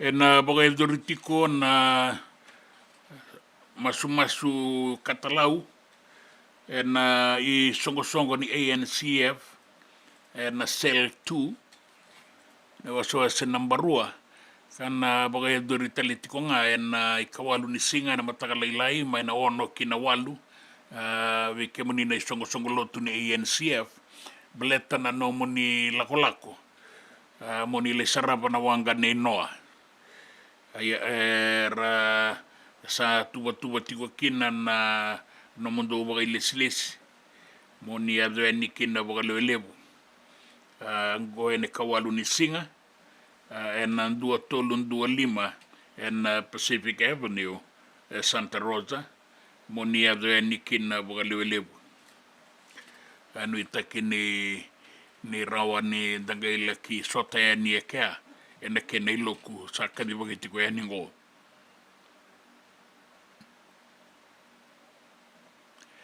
E na bagai duri talitungana sota ningito. E na singa kei viti na Fiji Day. Ka sa nuita ke ni rawa ni oni nalakoyan ni moni laki bagan deita kana no moni bagai tabi na bei timi. Touch rugby. E na bagai duri tiko kina. Me baleta na anonda songo ikuri tiko nga ni tuba ni songo. Registration e rawa ni oni laki wandeitak ka kena i duru limanan raunan dola na izobi tolu na undolu nandola ni ngai taka ya oni baganga taka limanan raunan dola ko ni ngai nganga oni sa tumbu na ruanan rau ruana undolu ruanan rau 5.5 dola ia na pot price tolu na undolu nandola na Sonoma County Fairground Santa Rosa na katini kadua katini karua ni singa ni Bula Kotoba tiki ni maruta kini nonda tungalala ni viti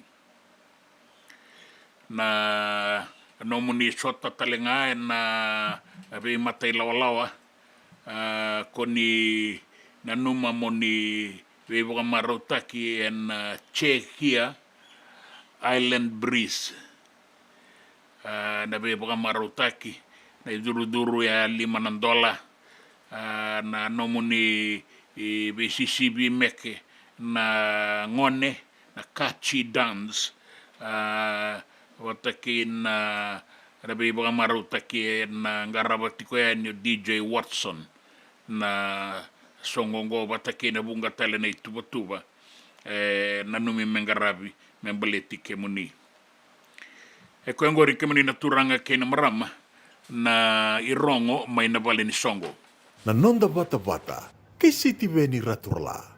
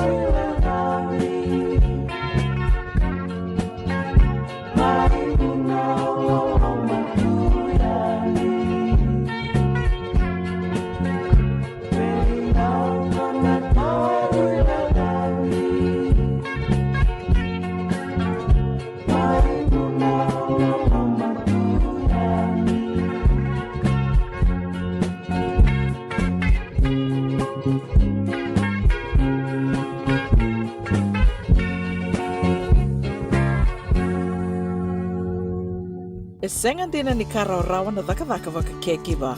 Ia endona kainda wipu ke kawaka mamanta taka tuna bengaravi o ia ke tuna kenda tō kakana. Na ika, na dalo, na bisikete, na reo bata, na sunbells e tinimbulu makau. We kenda tōna senga tiko ni nreiva se senga ni waka motoka kandau Rendre no te beto seaki, erto satu wakarau na Divine Pacific Food Mart mai Sacramento, merto talaveani na nung ni voliboli. Rawa sara, we tartarngayani na taliboni diwa dua ono toluva diwa ono saivarua, merto wakarotaka katalada mai na nung ni voliboli, ena kenangona to tolo tua. Divine Pacific Food Mart, Viturua Diwawalu Franklin Boulevard, Sacramento, California. Namba di telefoni Viwan Dua Ono, Toluva Diwa Ono Saivarua. Erto ngarapatalanga ni kanale waka suburia ni nanomu yaya. Mai na nonderto stoa, kina nomu mate ni katumba. Dendram beka na ngola ni kibalilo tena puku ni oso pakadadaka. Sen kita beka na tos nimbula, kuo ni lenga sinu ingawa-gawa. Nana mai kina programu warotaki, mai vera tau na New Methodist Christian Fellowship USA. Nongu chisu, nongu banua. Rua na vima manione na kabini buku lulu bei Kemando e California, vima mani dua na singilewu ni lotu lewu bei Kemando e Viti, and a radio Bula Duavata San Francisco, me Kauti Keda Vata mai. E na muna ngau na lewu ni nondo so enda sa senga sarangan nikila na dapat menda baka talau taka buka singilewu taka siapa kaya kapitang ne ka kuni lo malenga sa tiukin dono munua e rauni buka dingo ikimuni waya na JJ's Food Shack Santa Rosa, California. Na vei matangali kaka na tibgina me baka na karitua waraisi na lobo palusami na buwaka na kaiwa soso na dalo na toa na kokonda bainga ni kena gamure na kaka na buwa malang me baka na steak gai baka loka tabioka kena coleslaw surua tatni gelago bata na kena pai na bani kay na manray oya na JJ's Food Shack Santa Rosa, California. E rosaranga no direct message virto giringa kina vitu sai vitu tolo dio tolo duo limono se o nga wale saranga lito miko mai na mota e na dio maluma Billy Street oya e Santa Rosa, California. E rawtalanga ni rito li dilibata kana na kemu katalo wasing lebu sa wanga kabi ya mai Santa Rosa, Kinavato. JJ's Food Shack, Santa Rosa, California. Na nonda Vata ke City Veni Raturala.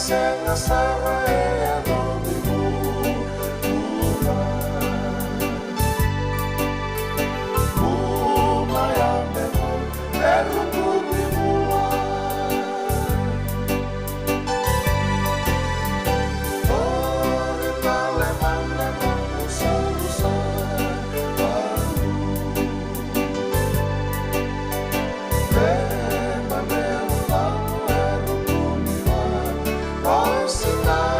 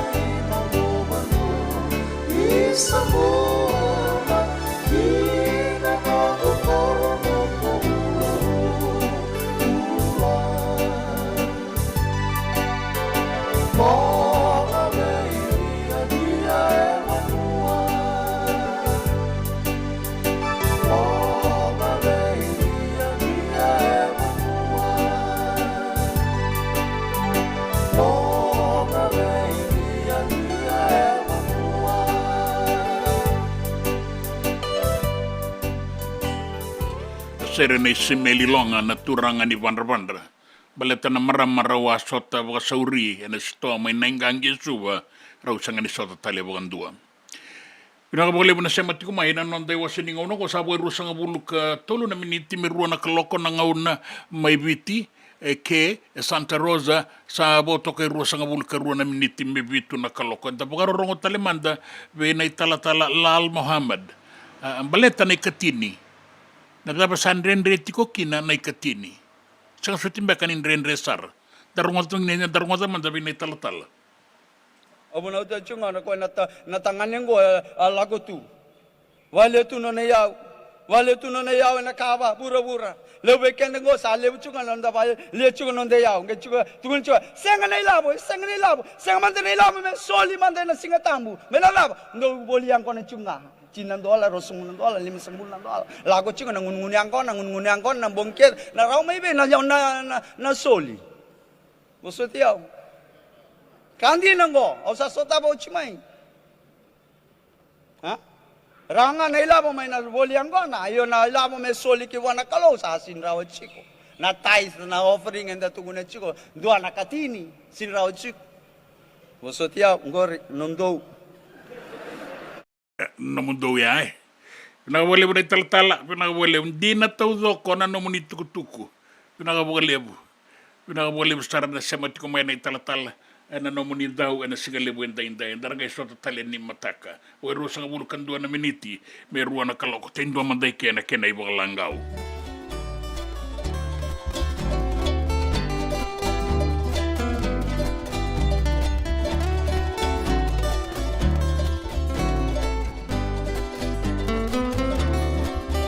Sanangai o tinai balu Yani muna na dawa salomamu Ni wakaya mo arakiau Ni o tinai balu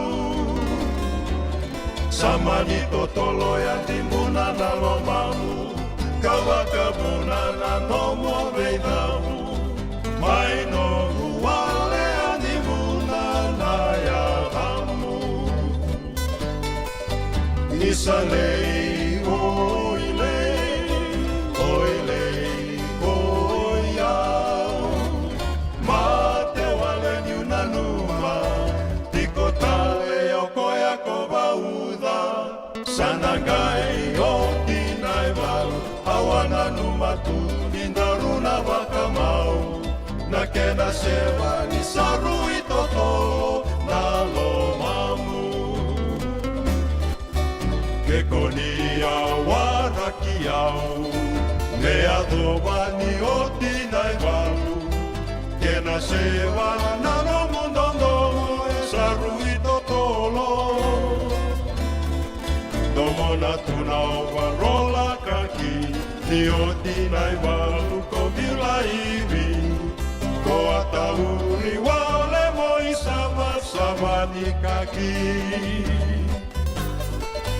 Sekonia meseta kiau Rekona reki katiko marau Mau di batanga mendua Na mura-mura non daru taurua Isalei oilei Na una talei Samore isa samore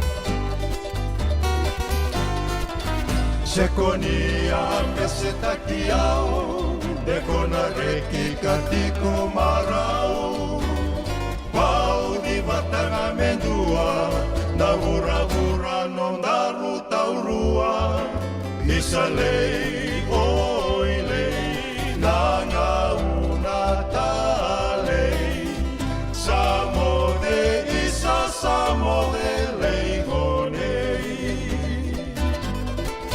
Samode isa samode leigonei Samode isa samode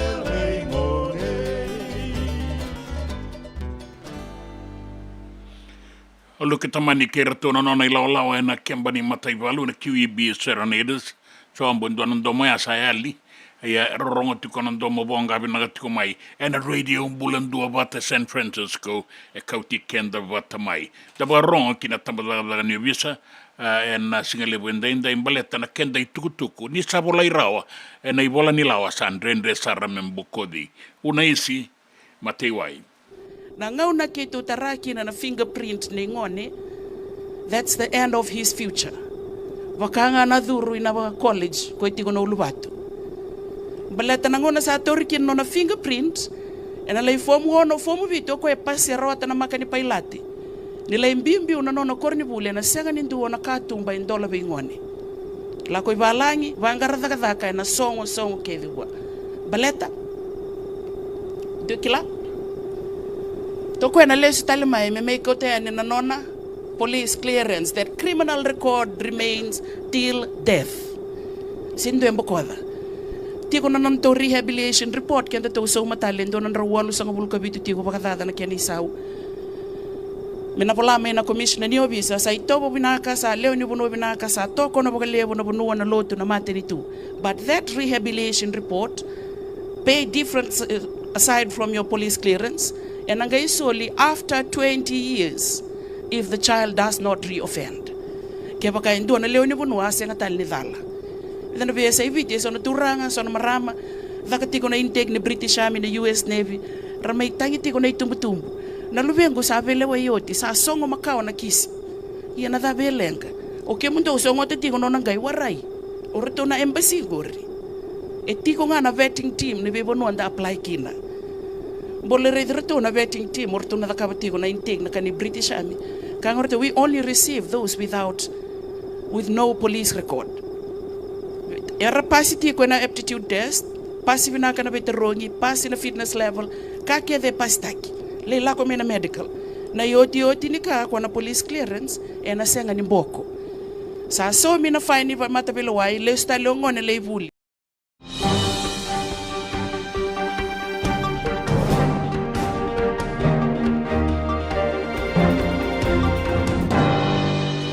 Ulo tanga ni tukutuku en singalebu indai o itini kalimana meniti merua.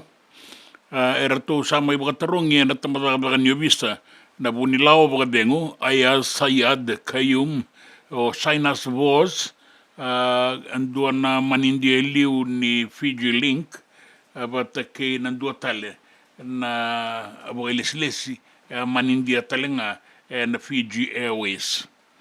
Era to mai vanganga ingo en baleten do na kisi ka se la kodake mai en ruang dulutini kawalu baleta na non ratu ababondoki na wangabuka mai lubulubu ki waingele lambasa na bunilawa na ngauna ya aya Sayad Kayum ke ratu na nonayan ratu bagayarang nandakai watake na ngasau etiko na kena ibarau tiko talenga na ngada ni bengara bindundunu me salabataka oya me ndau kere na manindia ni wangabuka batake reto na tamban ni buka ena mataditu me rawan ni kau na yarangi se bagabondokiani ena wangabuka ke baka senga ni boga duroya ya nambasika kina na tikina enda sarongo de tikongo da tostaliti ko na bilewai embaleta na tikinango.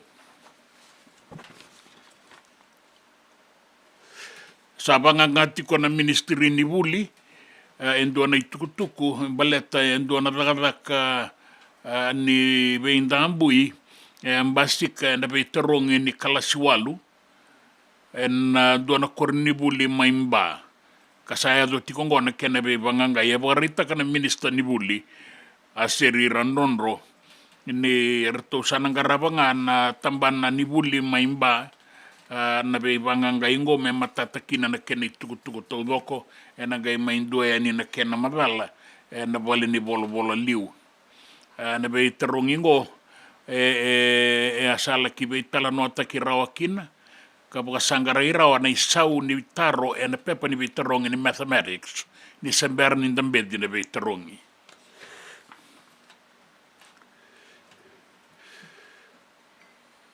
duana sota ni gitelewe abitu beira na mbakiti rusanga budu la kusombu en bogedo rime rawa ni ra kilaikina randingi takimaikina eso bersama isusu berbogarauta kena sota ni buru-buru na Olympics en kena bogedo ringo mayo Australia en ruano dolo rusanga bulu kabitu erto beto konikina na Fiji Sports Council the Fiji Rugby Union patake na isongo-songo ningito me rao ni rakunekina na ngone rao ni ralaitumberi me rasusu en ibukatangin dengan desareda ke ningito leo abitu en sota ni bura-bura sa tika butale na sota ningito rakabi beira na ngone lalai en be kornibuli na primary school kanda weda na tu na Vodafone Kachi Rugby sa wati lima na mbaki sanga me tika butale karto kaya na itau keni songo na kambani ni Vodafone ni ndondonunga me tika bunda be tumberi be rana luvenda lalai na daga ningito me rawa ni susungi da kekina na non rakila ke na mangosa nangito bogarita ki mai en bugu ni nraki en singendai ke na muani malawa ni naroni tau na uda na kabi en dina ni nraki mamala koto kanda ronga da kata ni singa en be saiviti be irer tuku tiko mai kina ia en naroni tau na uda na kabi do mo tona nraki mele ke do na kabi ni kuwa na kabi ni singa ni mataka singa ni be sau bogale bona kena tuba ke na leba ke bitilebu na bua suba ke na usori mai da boli ku ke tailebu na sano na tasiri na sano na mosi ke na sano ra en dei koto na kene tuba ke ndai me do bona singa ni mataka en bakakina en sano tolu mai na boli ku na sano mbua en deba maduata kina tokalau ke na sano da kaunrobe ke na bianu be bolekati mai di kombia nang gelelebu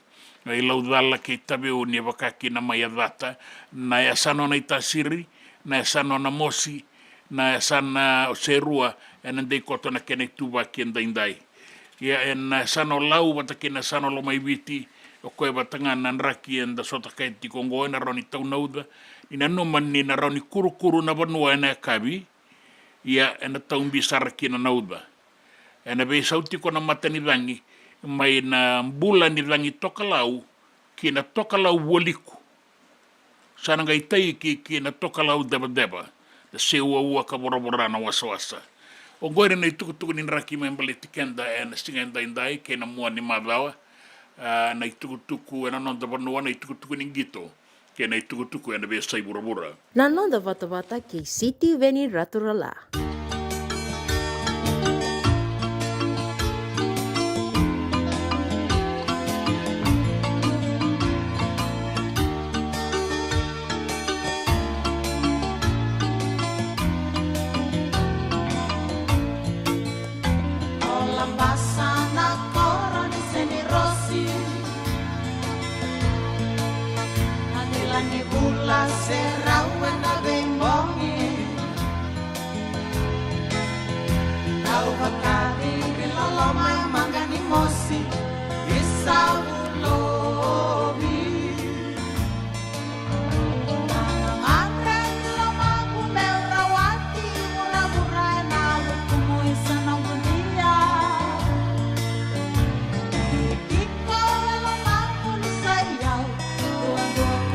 Aku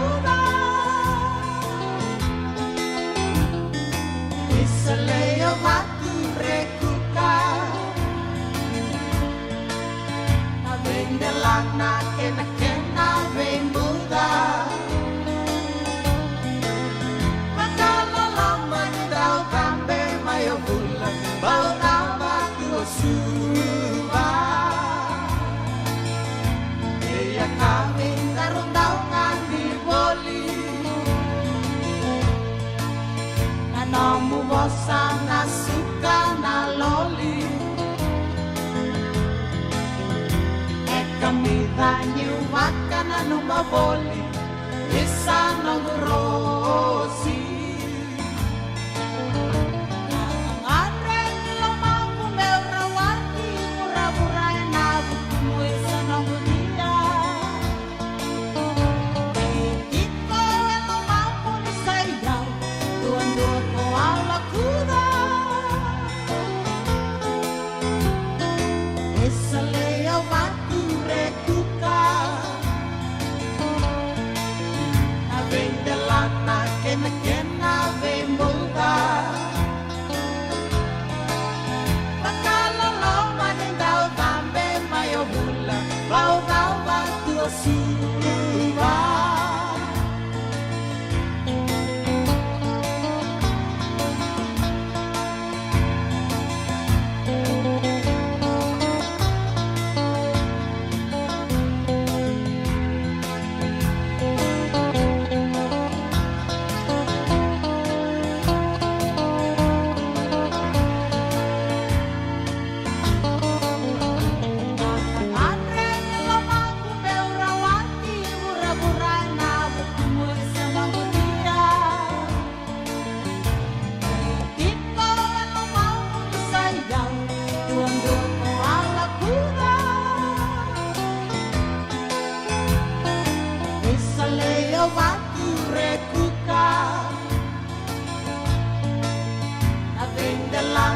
Kena kena vembuda Makala lama nindau tambe mayo bula Bau nama tua suwa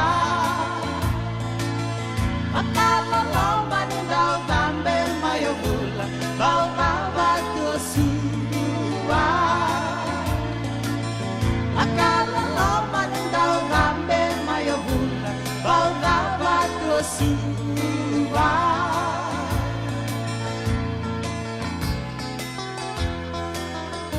Lembasta na korni seni rosi dilan di bula serra wena bimbongi e bunga diri loloma mangani mosi o bulovi abi na bole sa bole katiko nang tangau na ni bitala talo sa boga bina pinaka boga lebu sarve kemuni na bole lebu na sema tiko mai na dua bata mai bina bole lebu na loloma bina bole lebu na bewe kani bina talenga bole lebu na be sureti e na iboga singa lebu totoka ani kadi tiko mai kine na singa lebu endai bina boga lebu tangilala wanga bono bono e kai tunga mau koe ibo nombala bunga i io bina ka bole usar lolo mani e boka bina ka tiko mai na radio Bula Duavata bina ka bole buna bia uliba liba Kauti Keda bata mai malo malo na ka bole kai tali tunga mai lolo mani ki bo nombala bu to doko sara be ki muni ni tiko mai ndela ni abu kenda bia saibiti bina ka bole bu sangalanga ni bia saibiti be saibura talenga nimbula binaka labe timbale suba sa bole ka sarni da bital tala binaka bole bunda bingarabi lolo mamasu yani waga New South Wales mayo si Terelia binaka bole unalai ki daba enalo manimbuda ka tunga mayo elesi wong na wekanda mai nangabo ka sa totoka wale na bingarabi ia binaka bole Binaka bole buna nomuni dau, binaka bole buna sema tiko mai, binaka bole buna bewe kani, binaka bole buna iloloma, ena loma nimbuda. Sa rau tiki rau eke rau sata tau tiko ya ni kalungata na mua ni madawa, ni samode.